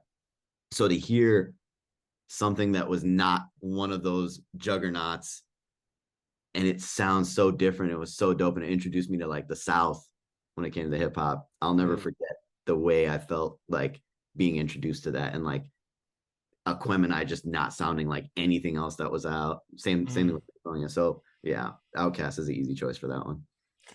Who's your Stranded Island artist where you're like, if I could just have one album, what would that be? I mean, my favorite, so I'm a hip hop head. My favorite rapper of all time is Jay-Z. Like at one point I was like, I will be in Rockefeller. This is a big Rockefeller friendly podcast. I was determined that I was going to be essentially the next Just Blaze. I was going to be the in-house producer for Rockefeller. That's so cool.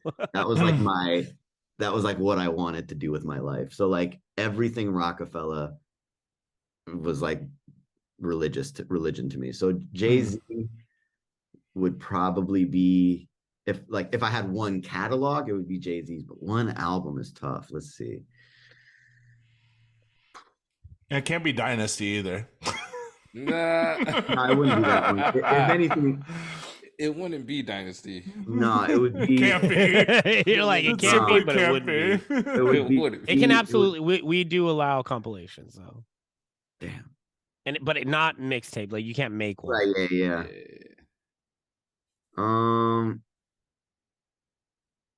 Damn. It'd either be Blueprint or Reasonable Doubt, which are obvious. I feel like those are kind of like cliche to say. Like American Gangster is like the low key one for me. That's the sleeper. Yeah. I feel like not enough people give that one. Why is American Gangster for the heads? Like, why? It told the story of the movie. Yeah, that might be why, but which is an amazing movie. So it's like it just makes for a really good rap album. Yeah, but also it was movie. It was Jay-Z's. I'm not gonna, how he was like, people want my old music, buy my old albums. Where it was Jay-Z being like, I'm not gonna make Reasonable Doubt again. Right. But this is the closest thing you'll get to that type of. It's a conceptual work where I don't need to talk about this stuff. I'm past. I'm buying art galleries and stuff like that. So it was him being able to tap into that, where the hip hop heads or the Jay-Z fans are like, we love this, we want more of this. It was like a way of him tapping into that without putting out. Right. It was like how Harrison Ford, right? How he acts now. They just tell him, go out there. Hello. Be them, be him, be him. That's exactly what Jay did. Yeah. Right, man. I'm not going to give you Reasonable Doubt anymore, but I'm still going to be him. Yeah, and then on top of that, the production on that was just like so soulful and like the simple views. I think the only song that didn't fit it was "Hello Brooklyn." It was kind of like thrown off. Like, I can feel that. It's funny you say that because I completely forgot that was on there.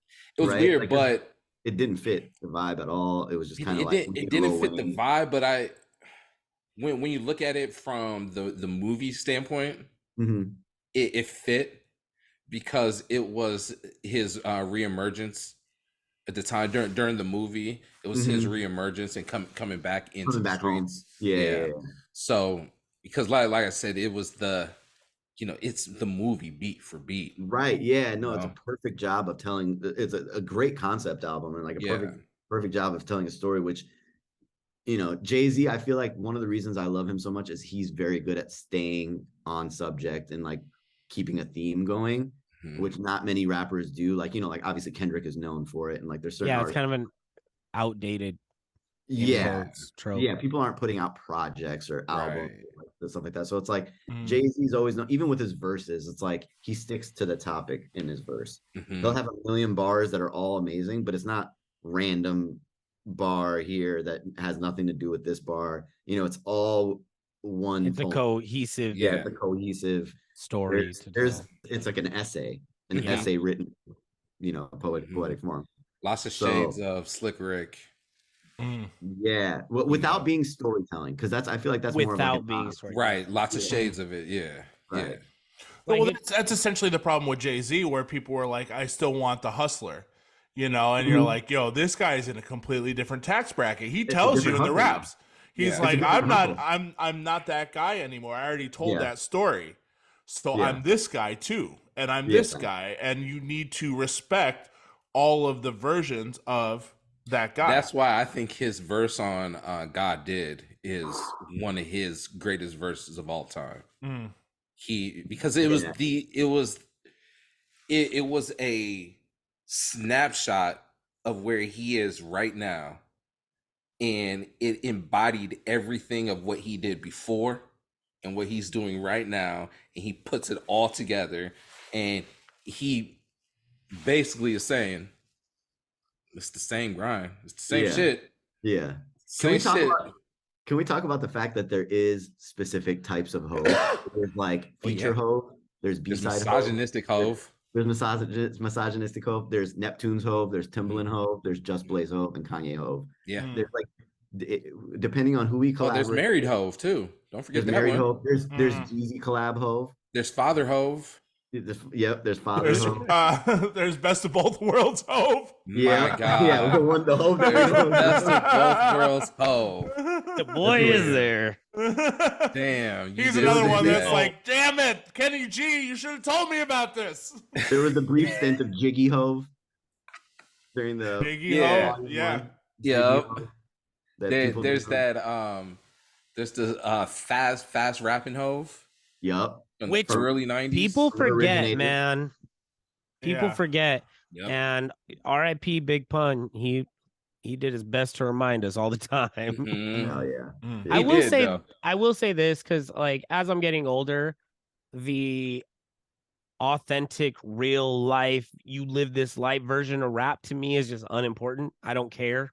Right. I just want the music. If Right. it's Mhm, false, mhm. if it's really lived, if it's just a story, if it's fiction, I don't care as long as the music's good. I mean, that's one of the reasons I think Rick Ross has one of the best hip hop catalogs, regardless of whether any, you know, I mean, we don't believe Any of it is real. Yeah, Mm. any You know, of it. I don't care as long as the Right. music's good. It's Younger just me, I'd have been like, classical. oh, Jay-Z might not have really been a crack dealer. Right. Like, but older me is like, I don't care. This is Yeah. good. And the reason It's theater. Right. it's theater. And like I mean, looking do we back do we on really Jay-Z's believe, career, yeah. Like yeah, just do we things really he- believe Jadakiss and Styles had the scales that they weigh the whales with? I mean, even Right, back, no. it wasn't real, but it What was did- what like- did And then Jay you say? find How- out Jadakiss like went to private school and like Right. have like a really privileged life recently. Like where he went like he had both of his, which I think is also a It's cool. shitty trope But- to like But give did rappers. Drake break that mold? Is he I want to say Drake is one of those rappers that was like survived that. because he Who- was the one he was talking about Okay. catching bodies in songs. and we're all like, nuh-uh, we saw you Yeah. on Degrassi. You were Right. not. We know you aren't. And I think he was one of the first rappers to be like, so Yeah. And we're like, Question. all right, well, we fuck with the delivery though. Question though, is who you were different than who you have become? Because are we that's a saying that- thing too. Are we saying that Drake at this point in his life, career, and wealth can't catch a body with who he has as backing? Totally could. Right? Oh, And that's- no. With Jay Prince as his backing, he's become the Right. person he probably rapped about. I Same could with see that. Tupac. See, like that makes more sense. Like Tupac is one of those people too, Mhm. where he Eminem. had no criminal record before he began rapping and started Yeah. rapping like that. Like he was And a good art manifested student. a thug life. Yeah. that he Right. rapped about. Like he ended up becoming that. And I think Mhm. Jay-Z I don't know if Jay-Z ever became that necessarily. He became the person he is now. Like I think the baller image of Hove is probably the most accurate to real life Yeah. because we know what early Hove was. He was like Yeah. a nerdy fast rapper, like Tribe Called Quest type shit.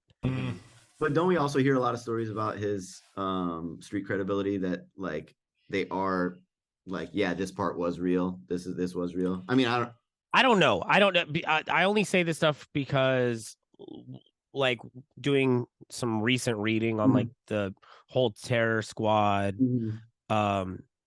Rockefeller beef Rockefeller, yeah. was that Fat Joe and Big Pun were really upset with the fact that Jay-Z basically adapted their whole gangster persona and then got really famous with it and like got real big success with it and then kind of mocked them when they got mad about it and probably mistook some artist from Rockefeller as a diss track to to them. Sauce Money, he put out a track, right, and they took that as basically Jay-Z being like, yo, go handle my light work. right. And then they started going crazy. And that's how that whole beef started.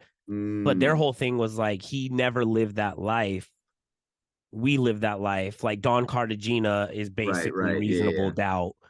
But Reasonable Doubt got the credit and got the fame and got all the things that like the success that Jay-Z. And I think it's really just a testament to like nobody actually cares about it being real or fake. Only rappers do. People only care about the end result. And now they're both eating brunch at the Rockefeller brunch. Yeah, they all squashed it. Now they're taking the dinner over the 500K. Yeah. That is the art, though. Yeah. That is the art where people want all the answers when they look at the painting and they're like, how are you feeling? What does this mean? What does that mean? When it's just like, just look at the fucking painting. Just watch the fucking movie. Just do the thing. Form your own conclusions. Everyone wants to be told, this is what inspired me. This is that. That's why Sopranos had one of the best endings ever, where it just went to black and left you up to interpretation. Open to interpretation. That's interesting. That's the music artistry, like to me in my mind. Same with Prince. Who was Prince? What version of Prince do you know? And everyone knew a different fucking version of Prince, and he had his own version for himself. Right. I think only in rap we get real hung up on it. Yeah. There's something to be said about the mystique that comes from artists not putting too much of their life out there so that they let the art do the storytelling, where artists like Prince, where we hear all these stories, they didn't come from Prince, they come from the people that were introduced, or like that met him and experienced him in person, but you didn't hear too many interviews where he was telling these stories and stuff like that. The same thing with like the artists now, for example, like we don't hear Beyonce really do interviews. We don't hear Weeknd do interviews, right? So like they maintain a mystique that makes them feel larger than life. Yeah. Whereas these other artists in the social media era, we know too much about them. Yeah. Because of them giving too much away about themselves. So they've humanized themselves, and we know the real them just by watching them and reading their thoughts every day to the point where we feel like we know them. So if they do try to present something different, we're like, that's not you. We know, or we feel like we know them, right? Yeah. Or we feel like we can judge them because we know, because like, we see so much of them. Yeah, we're I like, wish as like, DJs we can market ourselves that way. Yeah.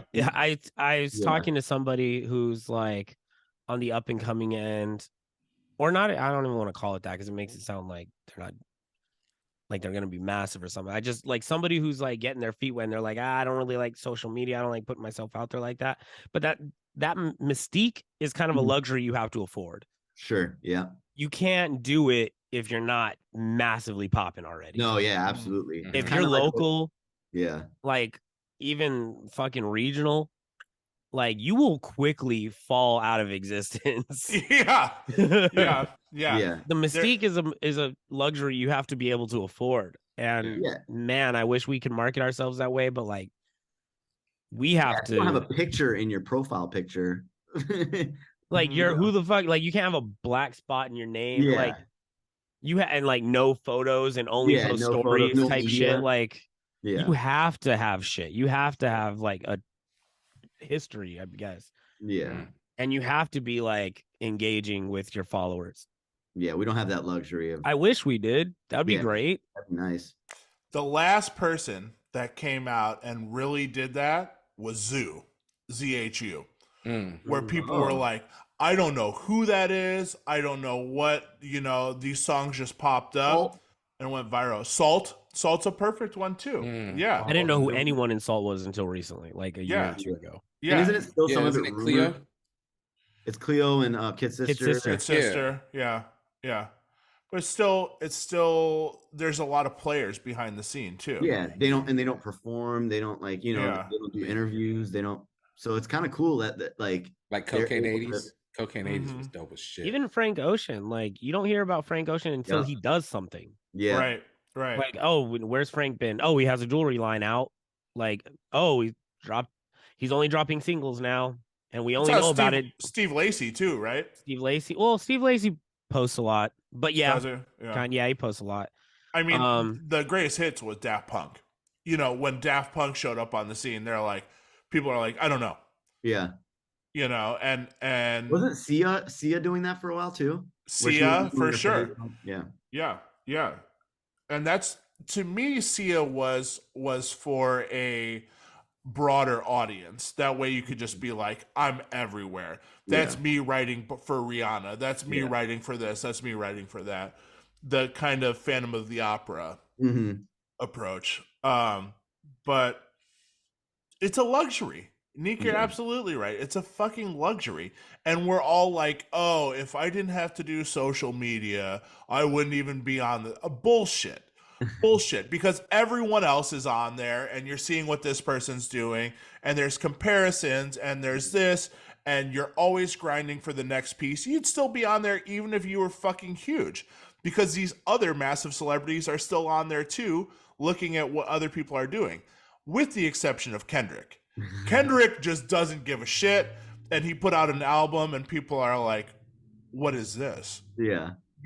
And it hit because it's Kendrick, but it's also a luxury too, because if that was Kendrick's first album, it wouldn't have resonated the same. Right. That's true. Yeah. That's true. But I don't think we would be as active on social media and stuff if we didn't need to be. Like 100%. To me, the 1,000%. perfect. To me, the dream, so obviously I DJ, but I also make music. And the dream for me is to like produce and write music that I don't have to be the face of. Yeah. Like I would love to produce and write music behind the scenes. My music is giving me publishing checks, and that's it. Like I don't have to be the superstar, the Drake that performs it. And there always has to be, which is right. Yeah, there always has to be the performer or the vocalist or the talent, and then there's the brains behind the operation, or the writers and the producers and that nature. I would love to be behind the scenes where I'm living in the studio making these hits and getting money from it, but it's not, oh my God, I just saw him at the grocery store buying blah, blah, blah, like Scott Storch during his like peak. Yeah, like exactly. where the average music person had no fucking idea who he was. Like you we could knew go his to a name store, and not be recognized, and like not. To this day, I don't think I know who Dark Child is.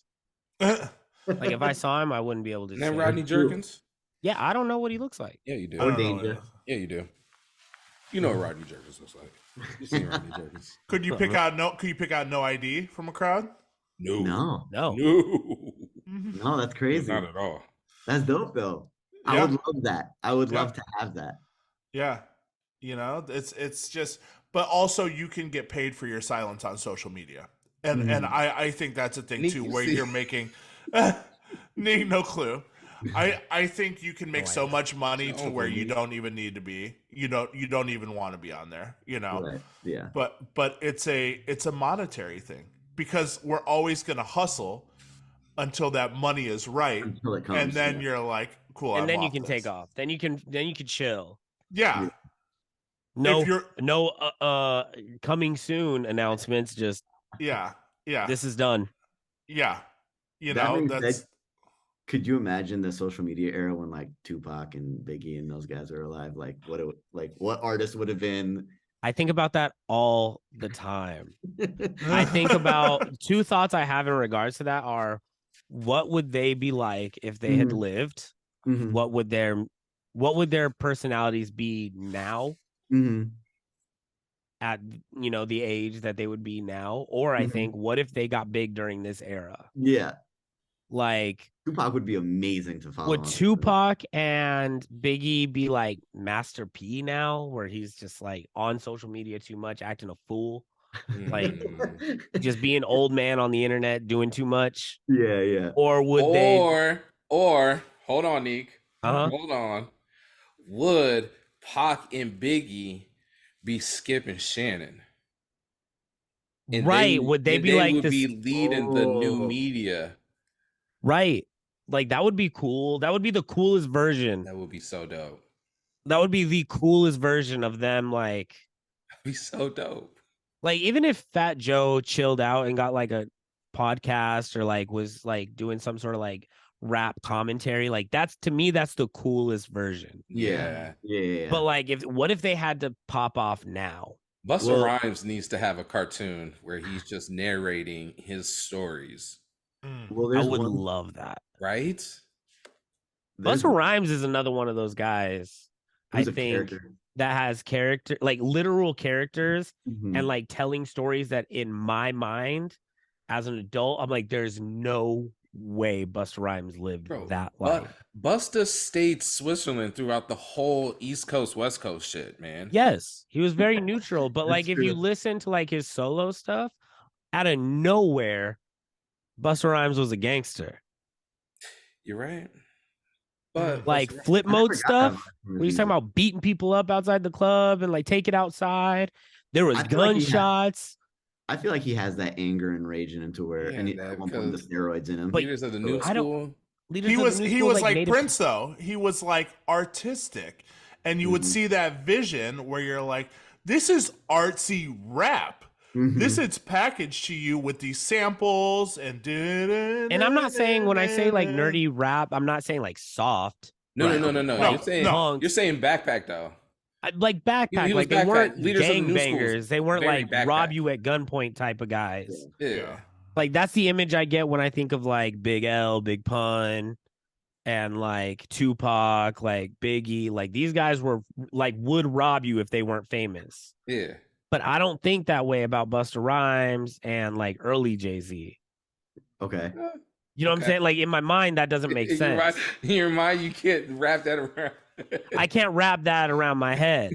I think Like I this think dude he- with dreads and a peace sign necklace, like with a gun, like come up off that. Ah. he's higher learning. Hoo-ha! Like, come on. I would, don't get me wrong. If Busta Rhymes did, I would. He was I would scared. come up off that. He was All scared. my He was jewels gone. scared. Big guy. That's a big boy. It's a big man. Yeah. But who though? You'd be like, oh, PM Dawn just robbed me. Like no, Right, no.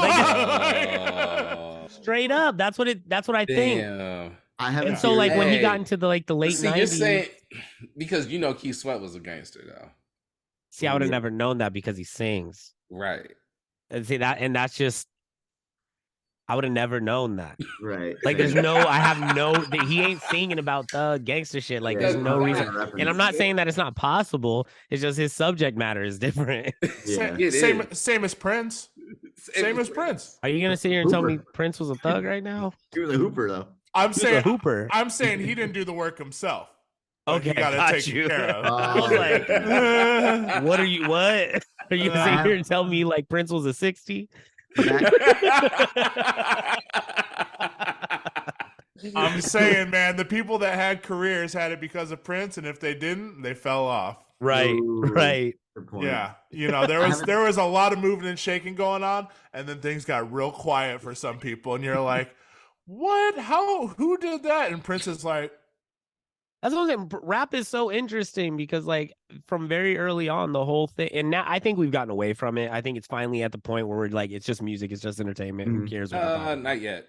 Not yet. Because there are people who live that life until and get hurt by it. they Until, like- stop using lyrics in court. Right. when we So can you're s- right. You're that's when we can 100% say right. that.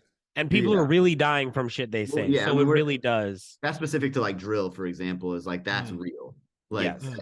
that is lived experience, which the outcomes of that are real things that happen because of it. And so Yeah. the real life consequences are lived out because of the content of that music Mhm. or the experiences of the artist making that music. So It's true. That's very true. We can't. Yeah, I guess you're right because we can't separate it until like it legally isn't.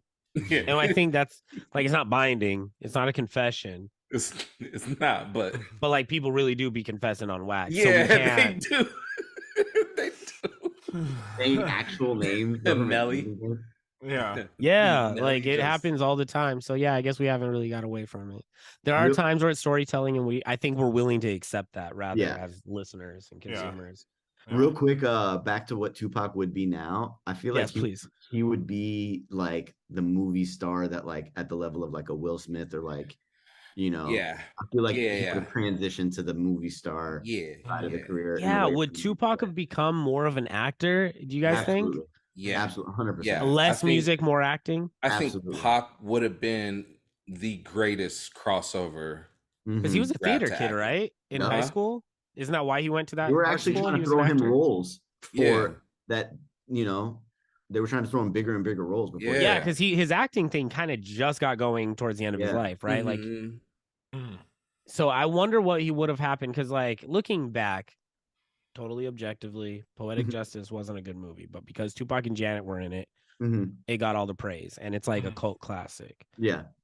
But I do wonder if he would have got more serious, bigger roles, Absolutely. what would have 100%. happened to him? Yeah. He was supposed to be in Menace to Society. Be Like beat that up. was a big, important movie. Mhm. Yeah. And like, imagine if that was like Tupac wins an Academy Award.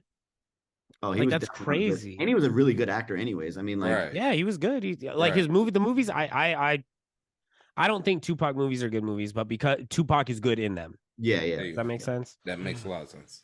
I think that's fair to say. I would have loved to see him in a good movie. Like, Yeah. I think you're right. I think he would have I taken think he more, would have been the especially best because like crossover. Death I mean, Row think was of- kind of falling apart.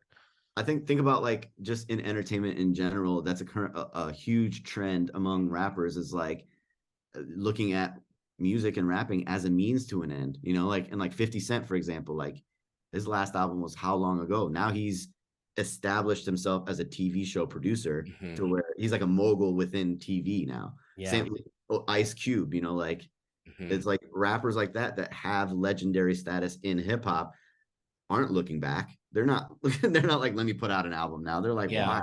I'm Snoop making Dogg's the only one that keeps doing it, and Well, Westmore too. yeah. Which came up in this round. Yeah, Mount Westmore with Ice Oh Cube in yeah. it. Yeah, that's true. Yeah. I think It's tough to say. I It's think tough to Snoop say. Dogg is a great example of somebody who's like used music to like become what he is. Like a mogul. Yeah. Yeah, because he really is just like more than just. We don't look at. At least when I see Snoop now, I'm not like You're not my thinking first thought isn't Snoop has the legendary rapper. He's transitioned just like a from- TV personality. Yeah, he's transcended. transcended. Yeah. But I think if we really like as rap fans stop and think like, oh, he might be one of the best of all time. Like I think he's definitely in there in the consideration. Well, I don't think it's a might. I think Like I think yeah, I think he- every real rap fan would consider him. Like he should be in the conversation. Doggy Listen, Style Murder is was the one of case those that they albums. gave him too. Yeah. Yep. Doggy Style was one of those albums, man. That's like Mhm. flawless. And to think that that came from a 19-year-old mind, like that's Yeah. crazy. Right.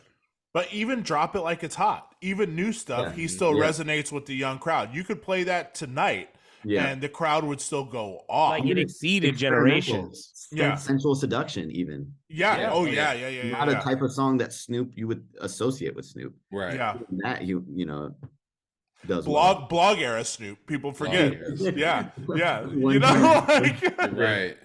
but Yeah. you can count that. And I think for Snoop is such a unique one where, for example, Chuck D was on Good Morning America today. So I saw that on my IG feed that Chuck D was on there. And when these people get older, when these artists get older and stuff, they know that people aren't checking for their new music. Like Snoop's not necessarily putting out albums being like, I know these TikTok kids are going to get super stoked on me because of this. But he knows his demographic from a business perspective, and he knows what these older people associate him with is like smoking weed, having a good time, 90s Snoop Dogg, whatever. And he knows how to package that and sell it back.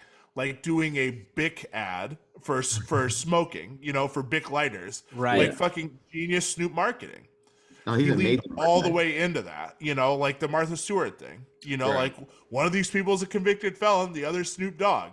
You know, fucking genius. Like lean all the way into that, you know, and it's like you have to do that in order to stay relevant. I don't know. I think him and Shaq were just those two guys that just enjoyed putting their face on everything, just like wanted to be the global face of everything. I don't know if it Yeah. was like Shaq's on everything. I'm glad you Yeah. brought that up. Shaq's on Xerox printers, and you're like, Shaq, what the fuck you doing here? Yeah, I go to fucking not Home Depot, Office Depot, and there's Shaq, a big cutout of him holding a printer or something. But Shaq doubled down on it because he's like, I'm a dubstep DJ. He's like, I'm a DJ at heart. I've Yeah. always been a fucking DJ. I'm a dubstep DJ now. And he took his power and his face and everything like that and marketed himself by repackaging it to the young kids. Now when kids see Shaq, they're like, yo, that guy used to play basketball? I just know him as a fucking dubstep DJ. That's Yeah. so funny. The It's guy from crazy. ESPN. Yeah, yeah. TNT. You brought up Bloghouse. TNT. Would you guys say that the death of blogs is what led to the lack of consumers seeking out new music on their own, and like this whole streaming era where it's just like they're feeding us all the shit that sounds the same, and people are just like, whatever, like I'll listen to whatever is on Rap Caviar, like is being fed to me, and then that's why they're just like not really into it as much. 1000%. It takes the passion out of digging for music and searching for the 1,000,000%. 100% agree with you. I've said it once, I'll say it a million more times. Social media has completely, and the internet, social media has ruined culture.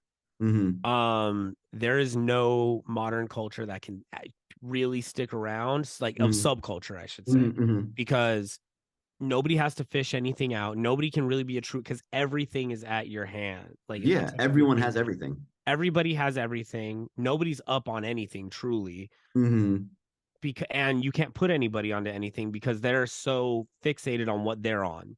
Yeah. It's so much so that you can go to a club and be like, play this. Why not? When you say no, why don't you? Then take my phone. Like, people cannot fathom having what they want when they want it. Right. So Yeah. I think social media and copyright laws have ruined subculture completely. Yeah, because imagine having all that music back on streaming at the very least. Yeah. Right. Like, right. At the peak, I think the last bit, like the blog era, the most we had was like Pandora, you know, and Pandora. They still had some curation over what you were seeing.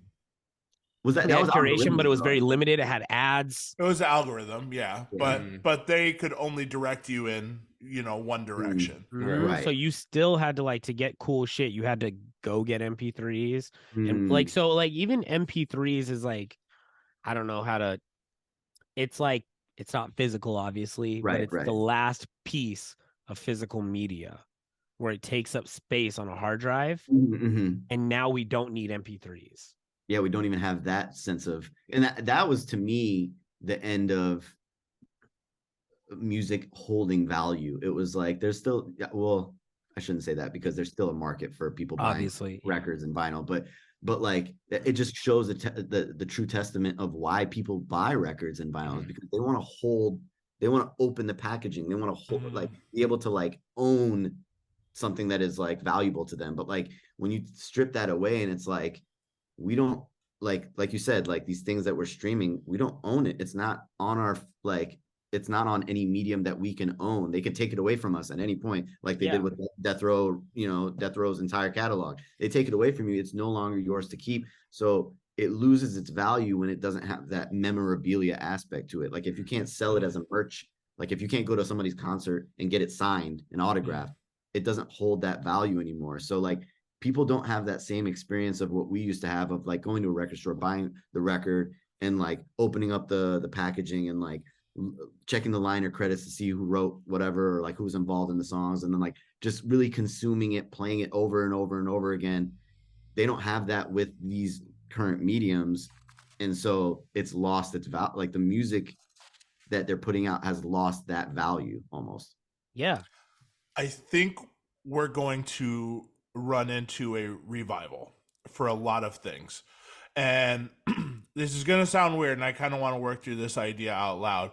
But I think in the future, people are going to promote their restaurants as having human servers as the appeal, Yeah. where they're like, we don't have robots. We have actual servers here, you know, and people are going to see that as an allure, as a selling point for that personal experience where they're not facing their phone or typing on a screen, Right. where they can interact. And it's going to seem antiquated and it's going to seem so fucking bizarre. But I think we're already experiencing that, where we are going to get a blog revival, where people reminisce over Tumblr and stuff like that. Yeah. And people are on Pinterest still and stuff like that. There's a need to interact with humans. Yep. People are getting pushed away, lonelier and lonelier and lonelier through social media, more time spent on their phones. I think the renaissance would be, hey, we actually have a human person doing this. Or, hey, you can actually hold on to this album. Or, hey, this person's actually going to be there signing albums. Like, to super fans, person's that's up there always going to picking songs. exist. Yeah. Because There's an actual DJ up there picking music. This bartender made your drink, and you can see them, you know, like, because if it all goes robots, if it's all engineered, if everything went down to a touch screen and all of that shit, people are truly feeling hopeless and helpless, you know, and they want that human experience at the end of the day. Some people go out just to restaurants just to interact with people. Yeah. You know, like grab a cup of coffee in person just to bullshit with the bartender or whatever. I think it's funny you say that, because that became my experience when the pandemic hit, was that I did feel like, you know, everything was so algorithmic and so like AI driven, and like, you know, it was microwave. It's like, what's the difference between this and what a robot could do and what a robot can make, right? And that actually kind of spurred my passion even more to learn how to play like music instruments, right? Like I started to learn guitar, piano, drums, bass all over the pandemic, because I was like, this will never go away. Like the human element of playing an instrument, you're not going to put a robot up there to play this. Technology will always change, but analog stays. Yeah, right? So it's like, it just fueled my passion even more for the human element of making music, and like the performance side of things, of like, you know, when you go see someone live, there's a huge difference between the guy that's rapping over his track or like singing over the track, that like where the vocals are in the background, you could hear it, versus someone that has a live band playing behind them, and you could tell it's practiced and like rehearsed and like they have elements of production behind the entire performance and show, you know. So it's like, there's always going to be that difference between someone that's doing things robotically versus something that's like got that human element, that human vibe of human performance. And I think I think you're right. I think that's what's going to separate not only the ones that survive this AI takeover, and also it's going to separate the consumers that want that human element versus the ones that are fine with just whatever.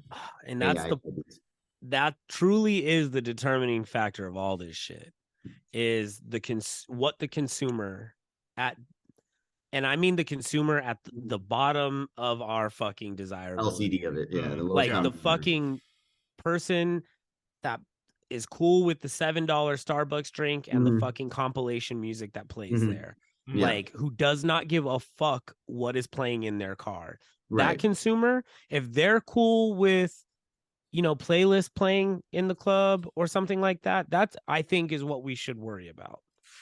Because there's more of them than there are heads. But there will always be that. I feel like that's always going to exist. I think that's why, as artists or performers or creatives, you always have to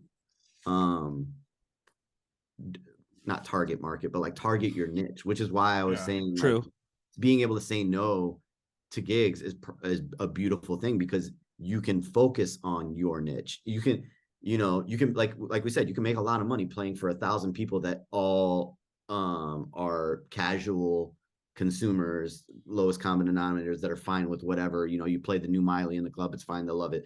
But it's much more fulfilling to maybe take a pay cut and play for the 100 people or the 200 people, and they're there to hear exactly what you do and exactly what you want them to hear.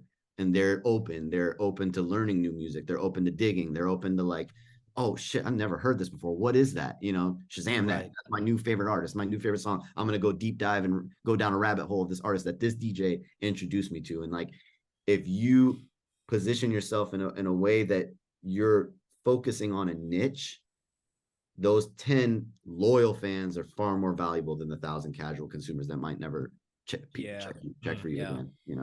I think that's something we all need to remind ourselves of, because it fucking scares. It's a scary thought to think this specialty, this thing that I'm really fucking good at, or these things that I'm really passionate about might not be fucking some general audience type shit that I like, I'm not, this might not be fucking lucrative, rather, and I think that's a scary thought sometimes.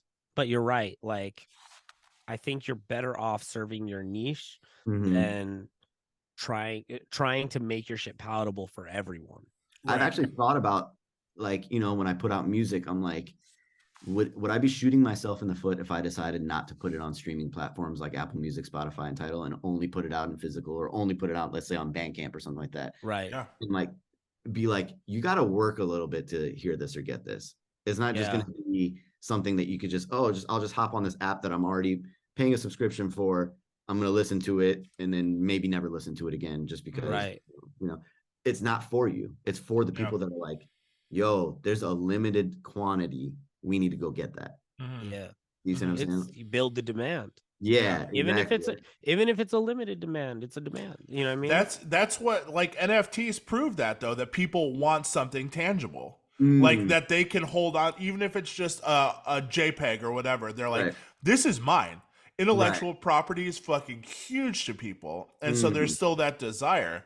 I think another thing that needs to be mentioned in this conversation too is all of our best posts on social media include some form of vulnerability and emotion.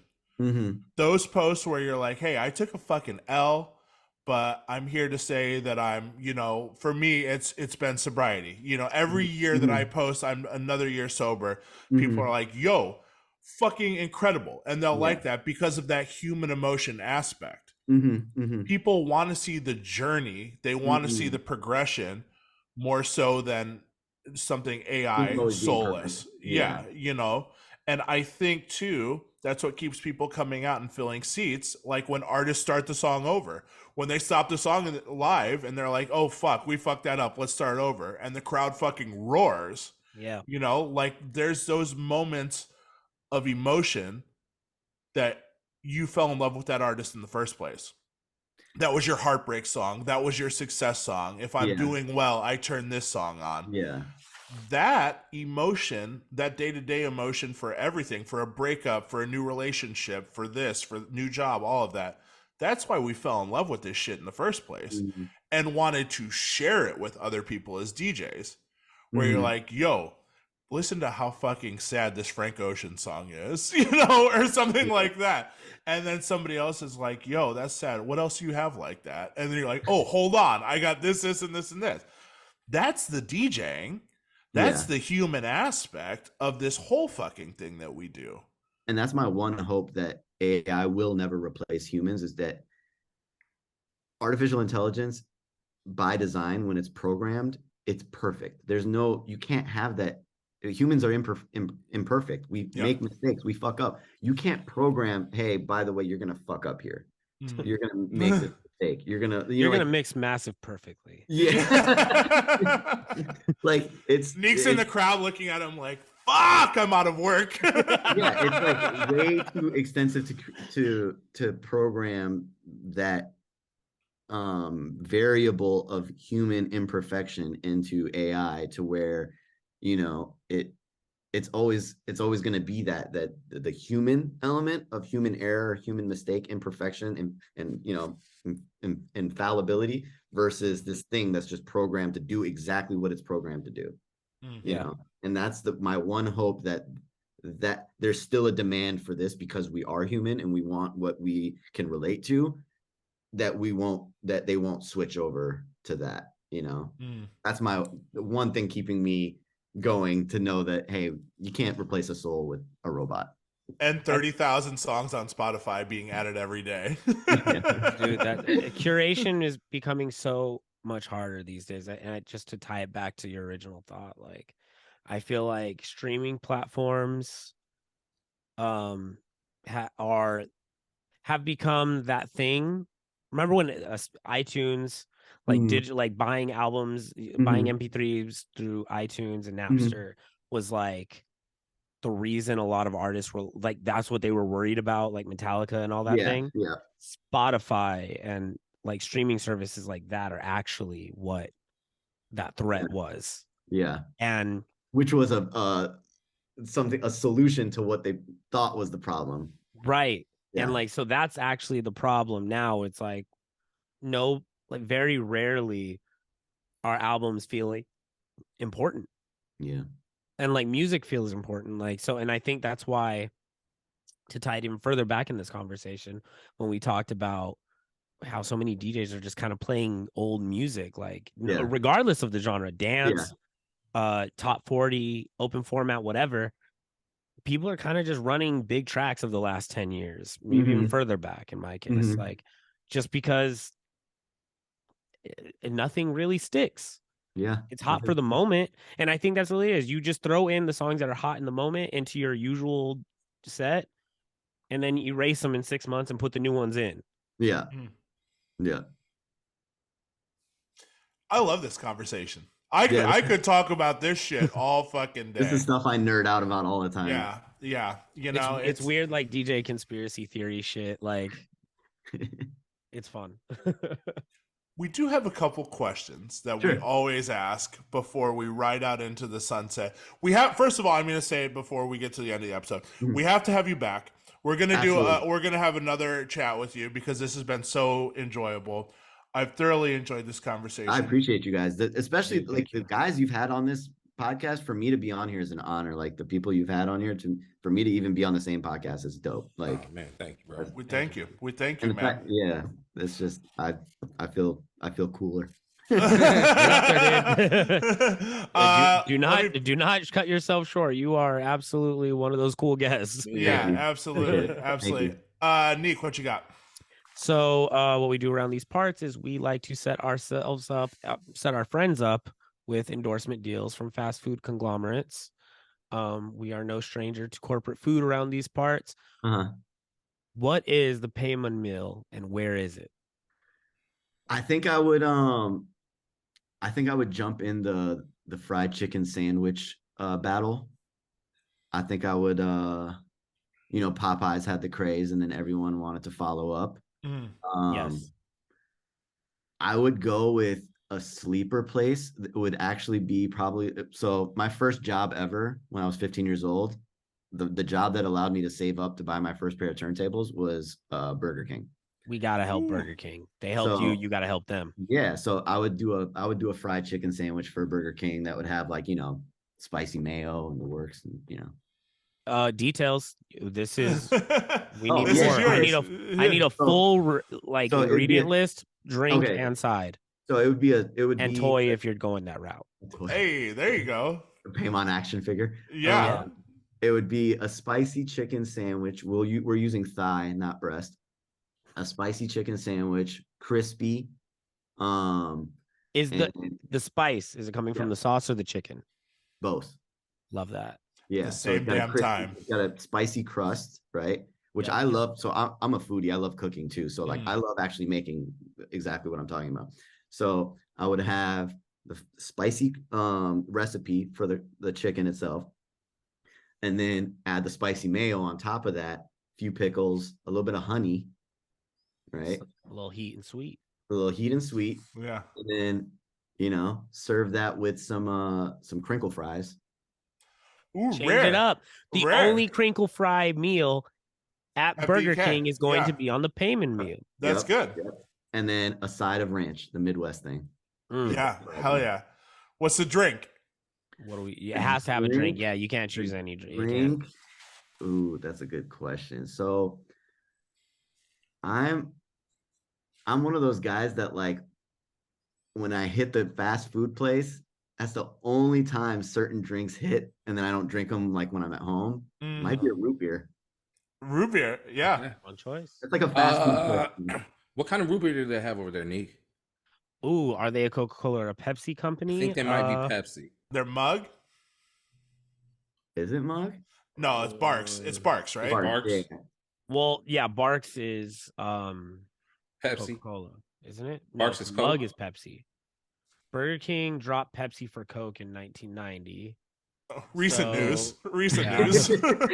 The insider So scoop. Burger King, this is my side passion is Yeah. corporate food. So Corporate food and soda.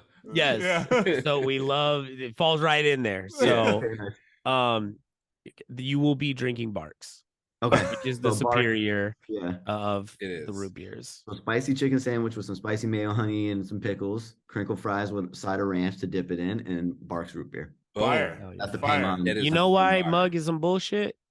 Go Because on. it's caffeine free. That's how you know it's not Bullshit, yeah. bullshit. You We don't need that. caffeine. Bring on the Mm. caffeine if we're doing fucking. So if we're gonna do it, Mm. I like that. I like You gotta do it, that. go all the way. you know what I'm saying? I feel In it. fact, bring back the OG Let's go. Coca-Cola recipe with the cocaine in it. Hey, that's throw that's that what- that's into what the it should be, fucking- Real right? cane sugar. That's That what it I want should the be. cocaine in the root beer. Yeah. Hey, chill, Drake and a beast. I just relax. Sure. All right? This man thinks he Massive. was talking about breaking sobriety. Now he wants a Coke in his Coke. Come on, clean it up. That's why Relax. Massive is Clean off it beat. up. That's why Shit. Massive is off beat. Drake's like, I don't know. Fuck Yeah, it. up here, I'm at 130. Massive's Yeah. only one. Yeah. It's 8 a.m. in Ibiza and you're in the booth. Come on. What do you think's gonna That's happen? why it's off beat. Nah, it's not off beat to me. Not to me. It's not. Speaking of, that reminds me of a funny story because actually someone on Twitter wanted me to tell a union story. Yes. So my previous residency, previous to the one I have right now, I was resident DJ of this bar called the Union Bar. It's like a legendary spot in the Midwest. It was the big size wise, it was the biggest bar out of all the Big Ten universities. It had like 6 bars in one bar. We probably did like 1,500 people in a night, any given night. So like huge, right? And then I DJ'd there for 13 years. I was resident. I started out as the DJ that would DJ like the front side of the bar because we would have 2 different sides, and we would fly in like all the Scam Artist guys and like Music Trust guys to play in the back on the main stage, and then the front was like me playing for the front bar. And so then I worked my way up to the main stage eventually. But before that, the front side, the DJ booth, was basically kind of like its own room carved out with a dance floor in front of it. So it was like separated. It was like you had a little bit of privacy in the DJ booth, and then the DJ booth connects to the VIP bar, which was another like separate bar that at one point was actually closed off, like it was truly VIP, like you couldn't see inside it. There was like a window to the outside to see the main stage and everything, but they had a jacuzzi, stripper pole, like it was dirty VIP section, right? Jacuzzi in the bar. Yeah, So sick. swear to God, no Fuck no it. exaggeration. Yes, I love with a this. stripper ball in it, and then mirror Oh, windows wow. and everything. Right. So I was DJing one time in the front bar, and the owner of the bar, who was name dropped quite often by everyone that would try to get in, it just so happened that the previous owner of the bar previous to him also had the same name. And so not only would we get people that would come that were like, you know, Iowa City is one of those spots, like, you know, you graduate, you leave, you go get a job in another city, but then you fly back for homecoming and Right. party hard. And Union was the spot like that they would party hard at. And they would come, and not only would they name drop the current owner, but they would name drop the previous owner. So you never knew who they were name dropping. One guy came in and just walked his happy ass into my DJ booth, which, like I said, it's like there's like a door to even get into the DJ booth. So like he walks in and he's like, "It's cool. I'm friends with George," right? Don't know if he's talking about this George or the previous George, but he's just like, "It's cool. I'm with him," right? And I'm DJing, so I'm like busy. So I'm like, I don't really have time to argue with this. Whatever. I'll let him chill until I can figure out the situation. So he's behind me. I turn around. This dude's got a credit card. He's lining up Coke and he's like offering me to get in. I'm like, what are you doing? Like, what makes just in my George DJ, sent me. just out in the open, he's just partying, going hard. I'm like, bro, you got to get the hell out of here. But it was like not uncommon for that to happen. Or like, I remember one time I was DJing and a girl just like comes up next to the DJ booth, pops a squat, and just starts peeing. Like, whoa. yeah, like it was just that was like a normal, like weird thing. Like every night there was at least 8 fights, 8 to 10 people would get thrown out. The bouncers because of the peeing situation or what? No, it was a rowdy crowd of like, it was That's like the tunnel nuts. of Iowa City, if you will. Oh my God. It was just, they went hard. They partied hard. Like it was just like chaotic every weekend. I went from DJing in that type of atmosphere for 13 years to now like a chill intimate vibe. But yeah, Love that. Jesus Christ. Yeah, that was the union for you. We actually had this one room. It was called the game room. It was upstairs, and you know we play. I would DJ all the football games because like Iowa Hawkeye football is huge here. Like the tailgate culture, huge. So I would DJ the tailgate. So meaning I would go into the bar at 10 a.m. because our games would start at like 11. I'd go in at 10 a.m. and start DJing.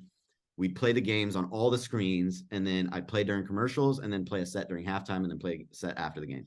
Well, in the game room, that was a popular game that people would like to watch the games. They would literally come in with like wetsuits, like ponchos, like slicks, because people would buy 1 pitcher of beer to drink and 1 pitcher of beer to throw in the air whenever Iowa would score. And I had a camera that like, because in my DJ booth, the DJ booth was downstairs, the game room was upstairs, but I'm playing music for like the entire bar, right? So I had a camera set up in game room and a screen so I could watch. And literally every time we'd score, it would just be a shower of beer, just pure debauchery. Like, Oh my God. yeah, people would come down soaked from beer. Yo, That's disgusting. Yeah, but that's the type of atmosphere we're talking about when we're talking about like the type of parties thrown and the type of like you would have to do to accommodate that sort of atmosphere. So that's the cocaine story and Ibiza reminded me of 13 it was years Drake. It was a little person named Drake that pulled that in Iowa City. Yeah, it's cool. I know George. It's cool. I know George. I know George. Yeah, it's just Drake in a wheelchair Jimmy. Degrassi Drake. Funny. Speaking of Degrassi, so we are developing our Segway Kings. Segway Kings. Let's go, baby. DJ Biopic Cinematic Universe, a la the MCU Marvel Cinematic Universe. So in this DJ Biopic Cinematic Universe, who is playing you, P? It can be anybody in the entertainment realm, dead or alive. I love animated. I love this question because I've actually thought about this before. Let's go. Because I'm a film guy. I love movies, and I've actually I don't know if you guys know this, but I'm a filmmaker myself. Like I produced a couple. Oh shit!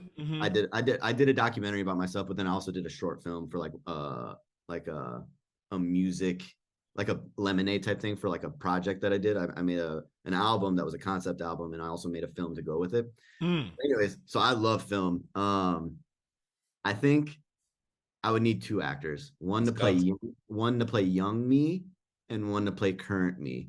I think young me would be best done by Tom Holland. Okay. I think he'd be a great choice.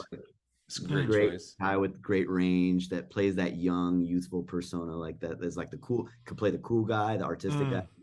I think he'd do a good job. Now, are we going American accent, Tom Holland, or? Yeah, I mean, he'd be playing me, right? Okay, so like, he'd be. Had to ask. Imagine you're just English. That would be amazing. That would be amazing. But then you become an adult and you're not. Iowa City English. Midwest, very Midwest neutral accent. Cheerio, welcome to Iowa City. Hello. Hello. Like, yo, what the fuck? And then current me or older version of me, I would love Jeremy Piven. Oh yeah, nice. Jeremy Piven would be good to have. Nice. That's good. A fallback if I couldn't get Jeremy Piven, Chet Hanks. Chet Hanks. I like that. boy. Hey, got you range. can Have do, you you can seen do his your impression? midlife. You can do like your Young, old teenager, Oh, yeah, early yeah. 20s. There you go, Chetty College. Hanks. Yeah. Yeah, Chetty English boy. Chet. English accent, and then Chet Hanks, and then Chet back Hanks. to No, a Chet regular- Hanks doing his Jamaican voice. His Jamaican Yeah, voice, yeah. his patois. Yeah. Big up them, Iowa City. You're like, 319 King. yeah, you're like, Oh, what? Oh yeah, his Trinidadian. Wagwan. yeah, there it was. Yeah. Trini Chet. Yeah. You're like, get the fuck out of here. Chet, Yo, he is objectively hilarious, though. He's so Yeah, funny. like He is Unintentionally. objectively hilarious. yeah, Yeah. he is The interview he unbelievable. did with that, I don't remember the name of the girl, but like she's like the premise is like she's trying to make it uncomfortable and like awkward, and he's sitting there on like the workout ball and doing Joker Heath Ledger impressions. Have you guys seen Oh, I that? missed that Uh-uh. one. No. Go look that after this. Look that up. It's the funniest you'll ever see Chet Hanks be. He's sitting there and he's like just doing Heath Ledger Joker impressions. He's like, I don't know what I'd do if I catch a dog. And he's like Oh laughing. my god. He's laughing at his own impressions, and the girl's just sitting there like, Not having it. Not having it. So Oh, great. God. So fun. It made me have a whole new respect for Chet Hanks to where I would be honored if he did an acting version of me. Like, yo, he's dope. Fucking Listen, Chet. Chet Hanks is the son of Woody, man. He can never go wrong. Yeah, He exactly. can never Right. go wrong. He can never Or go if wrong. or if French Montana decided he wanted to get into acting, I feel like he'd be able to pull me off because I I mean, get- no, I get you compared can to still him a do lot. that because he's in the Montana. entertainment realm. So we can And he's got add the that to middle him. distance. You He's can got do the 4 middle- actors for your. I kind of like this. I your like biopic. the interchangeable actors. I do too. Yeah. I do too. I really fuck with it because Keep like you you on could your do toes. like you could do like some funny I like flashback every scenes. scene. They're all different. Yeah. Flashback. You know what? I want all these actors, but I don't want any of them to be like specific towards any age. I Any want them to age. be Ooh, interchangeable all the random. time. Yes. Yes. Like I want a It's like a conversation where multiverse. it's It's a multiverse. Yeah. where it's every cut. or So how if you're about two people having a conversation, Nicolas how about Cage. how about him looking himself in the mirror? different it's- people. Yes. This Is great. No, I want- I no. want This one is cur- great. This is I want no. one This is current amazing. conversation where it's cutting to face me Yep. and then face other 'Cause think- person, and every time it comes back, it's somebody Yep. else. Because think about the conversations that he would have with Bird Peterson. Idris Oh, Elba being Bird Bird is- Peterson. Yes. Right? man. No. It just turned into Listen, a amazing. crazy Listen. sci-fi. I am vetoing this right now. This is Drake and Ibiza at 7 a.m. Oh, 100% This it is, is. Yes. I 100%. That's a no. great God. idea, guys. 100%. The two of us may not direct anything, but Yeah, we're I like we're where gonna you're have going. one actor for every single scene, completely different. I Yeah, like this. Like no, what? you have to pay so much attention to the storyline. and It would Yeah. take context clues to figure out who's playing him by the Yeah. end of the scene. No, they're wearing a name tag with who they are throughout the whole movie. with the age That's range. the only way to know. The age range. Me as Paimon thinks 13-year-old Paimon. You got Chetty Seven- Hanks kicking out Tom Holland because he's like, yo, this is the wrong scene, bro. Yeah, but no, like when it's a little kid in the movie, it's written the name tag's written by a little kid with the age, and so you're like, I can't read what that says. It's written in crayon. I hate this movie, but I'll be there. I'll Yeah, be you there. will. I don't so love it, fucking but I'll hard to be follow there. this goddamn. It's like You guys are fucking gonna watch it, Memento. and you're gonna eat the Paimon meal from Burger King while watching Oh it. my Yeah. God. Oh, that's fucking See, hilarious. They give you the root beer, but on the way out they give you the cocaine Coca-Cola. yeah. Hope you enjoyed the movie. Let's send you yipped up at 9 p.m. Yeah, here's a to Coke and go a smile. home. Get on. Yeah. It can't be any less confusing than. I love it. It'll have to be directed by Christopher Nolan. That's what I was gonna say. It can't be any less confusing than Tenet. Yeah. Wait, Yeah, I love this. The late showing Coca-Cola at the end of the movie where you get out Oh. and they give you a midnight line of Coke. Good luck going to bed. See you Man, I tomorrow, gotta- Bruce. Yeah. I gotta work at 7 a.m. What See you at the hell? matinee, You're dickhead. gonna watch all 3.5 hours of it scored by Hans Zimmer. So is Christopher Nolan and James Cameron doing it? Yeah, definitely. Yeah, and So James it's Harden. confusing James and Harden, long And as too. James fuck. Harden. Yeah. Action sequences are done by Michael Bay. Yes. It's just God. unexplained explosions in the Just background. fireworks everywhere. I There's hate an explosion every time the actor changes. This. Like, No, at the as soon early- as the actors are done with their scene, they explode. Yeah. And that's why he has to keep getting replaced. Oh Hey, my it god! was- To tie it into the universe, they Would you spontaneously expect- combust. Would you expect anything less of a blockbuster from someone who's got viral status on TikTok right now? Of course, That's yeah. it. That's it. This This gonna is how we segue from translate. TikTok to this. This Yeah. is It's a beautiful thing, man. Yeah, I Oh mean, my god! now that we're Segway Kings, how about you tell everybody what your TikTok is, though? yes, Oh, it's just my first name, last name, Paimon Alipour, which is probably hard to spell. So it's PAIMONALIPOUR.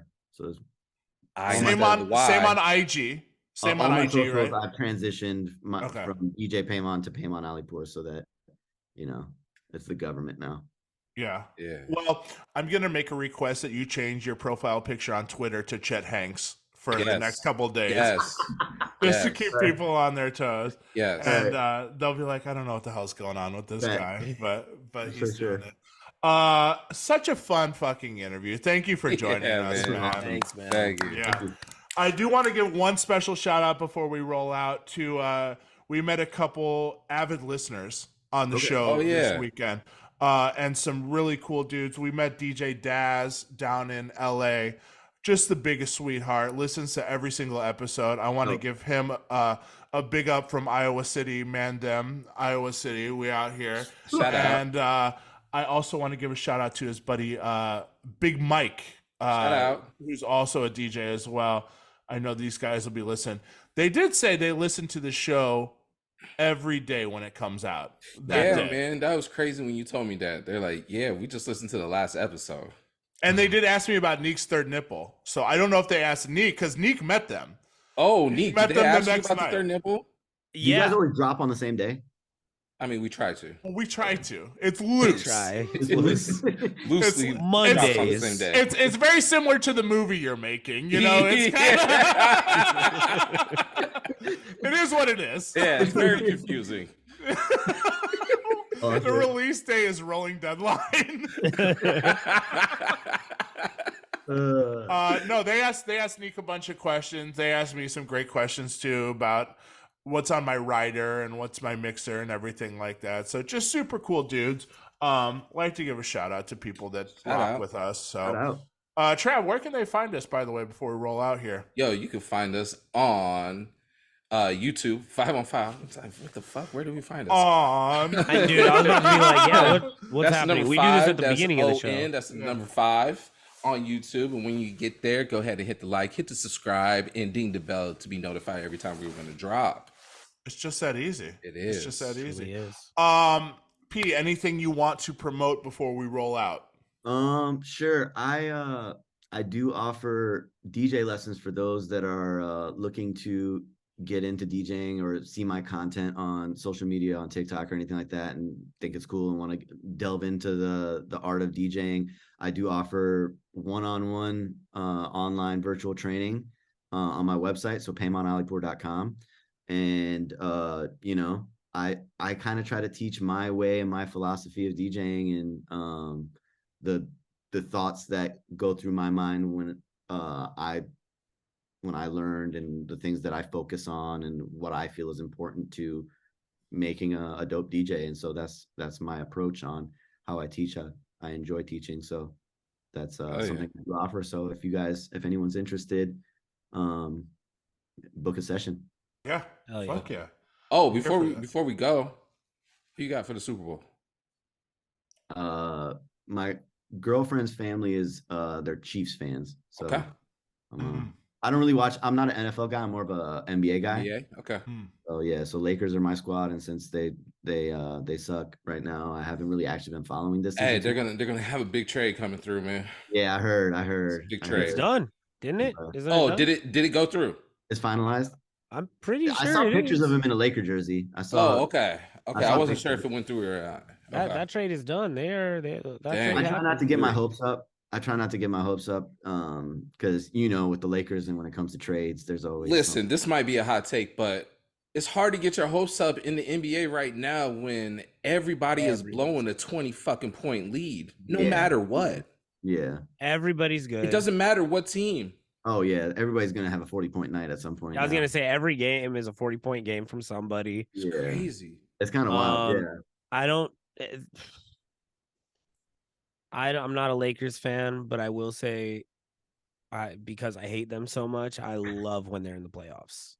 Yeah. The playoffs are a little bit more fun when the Lakers are involved. Yeah, it's it's LeBron. You want to see him you want to see him compete. Like you want to see him. You want to see You wanna see LeBron the players compete. Yeah. Especially at So this it's point in his career, crazy you that want- he's not. You want his swan story to be a good one. You want it to be a good ending for.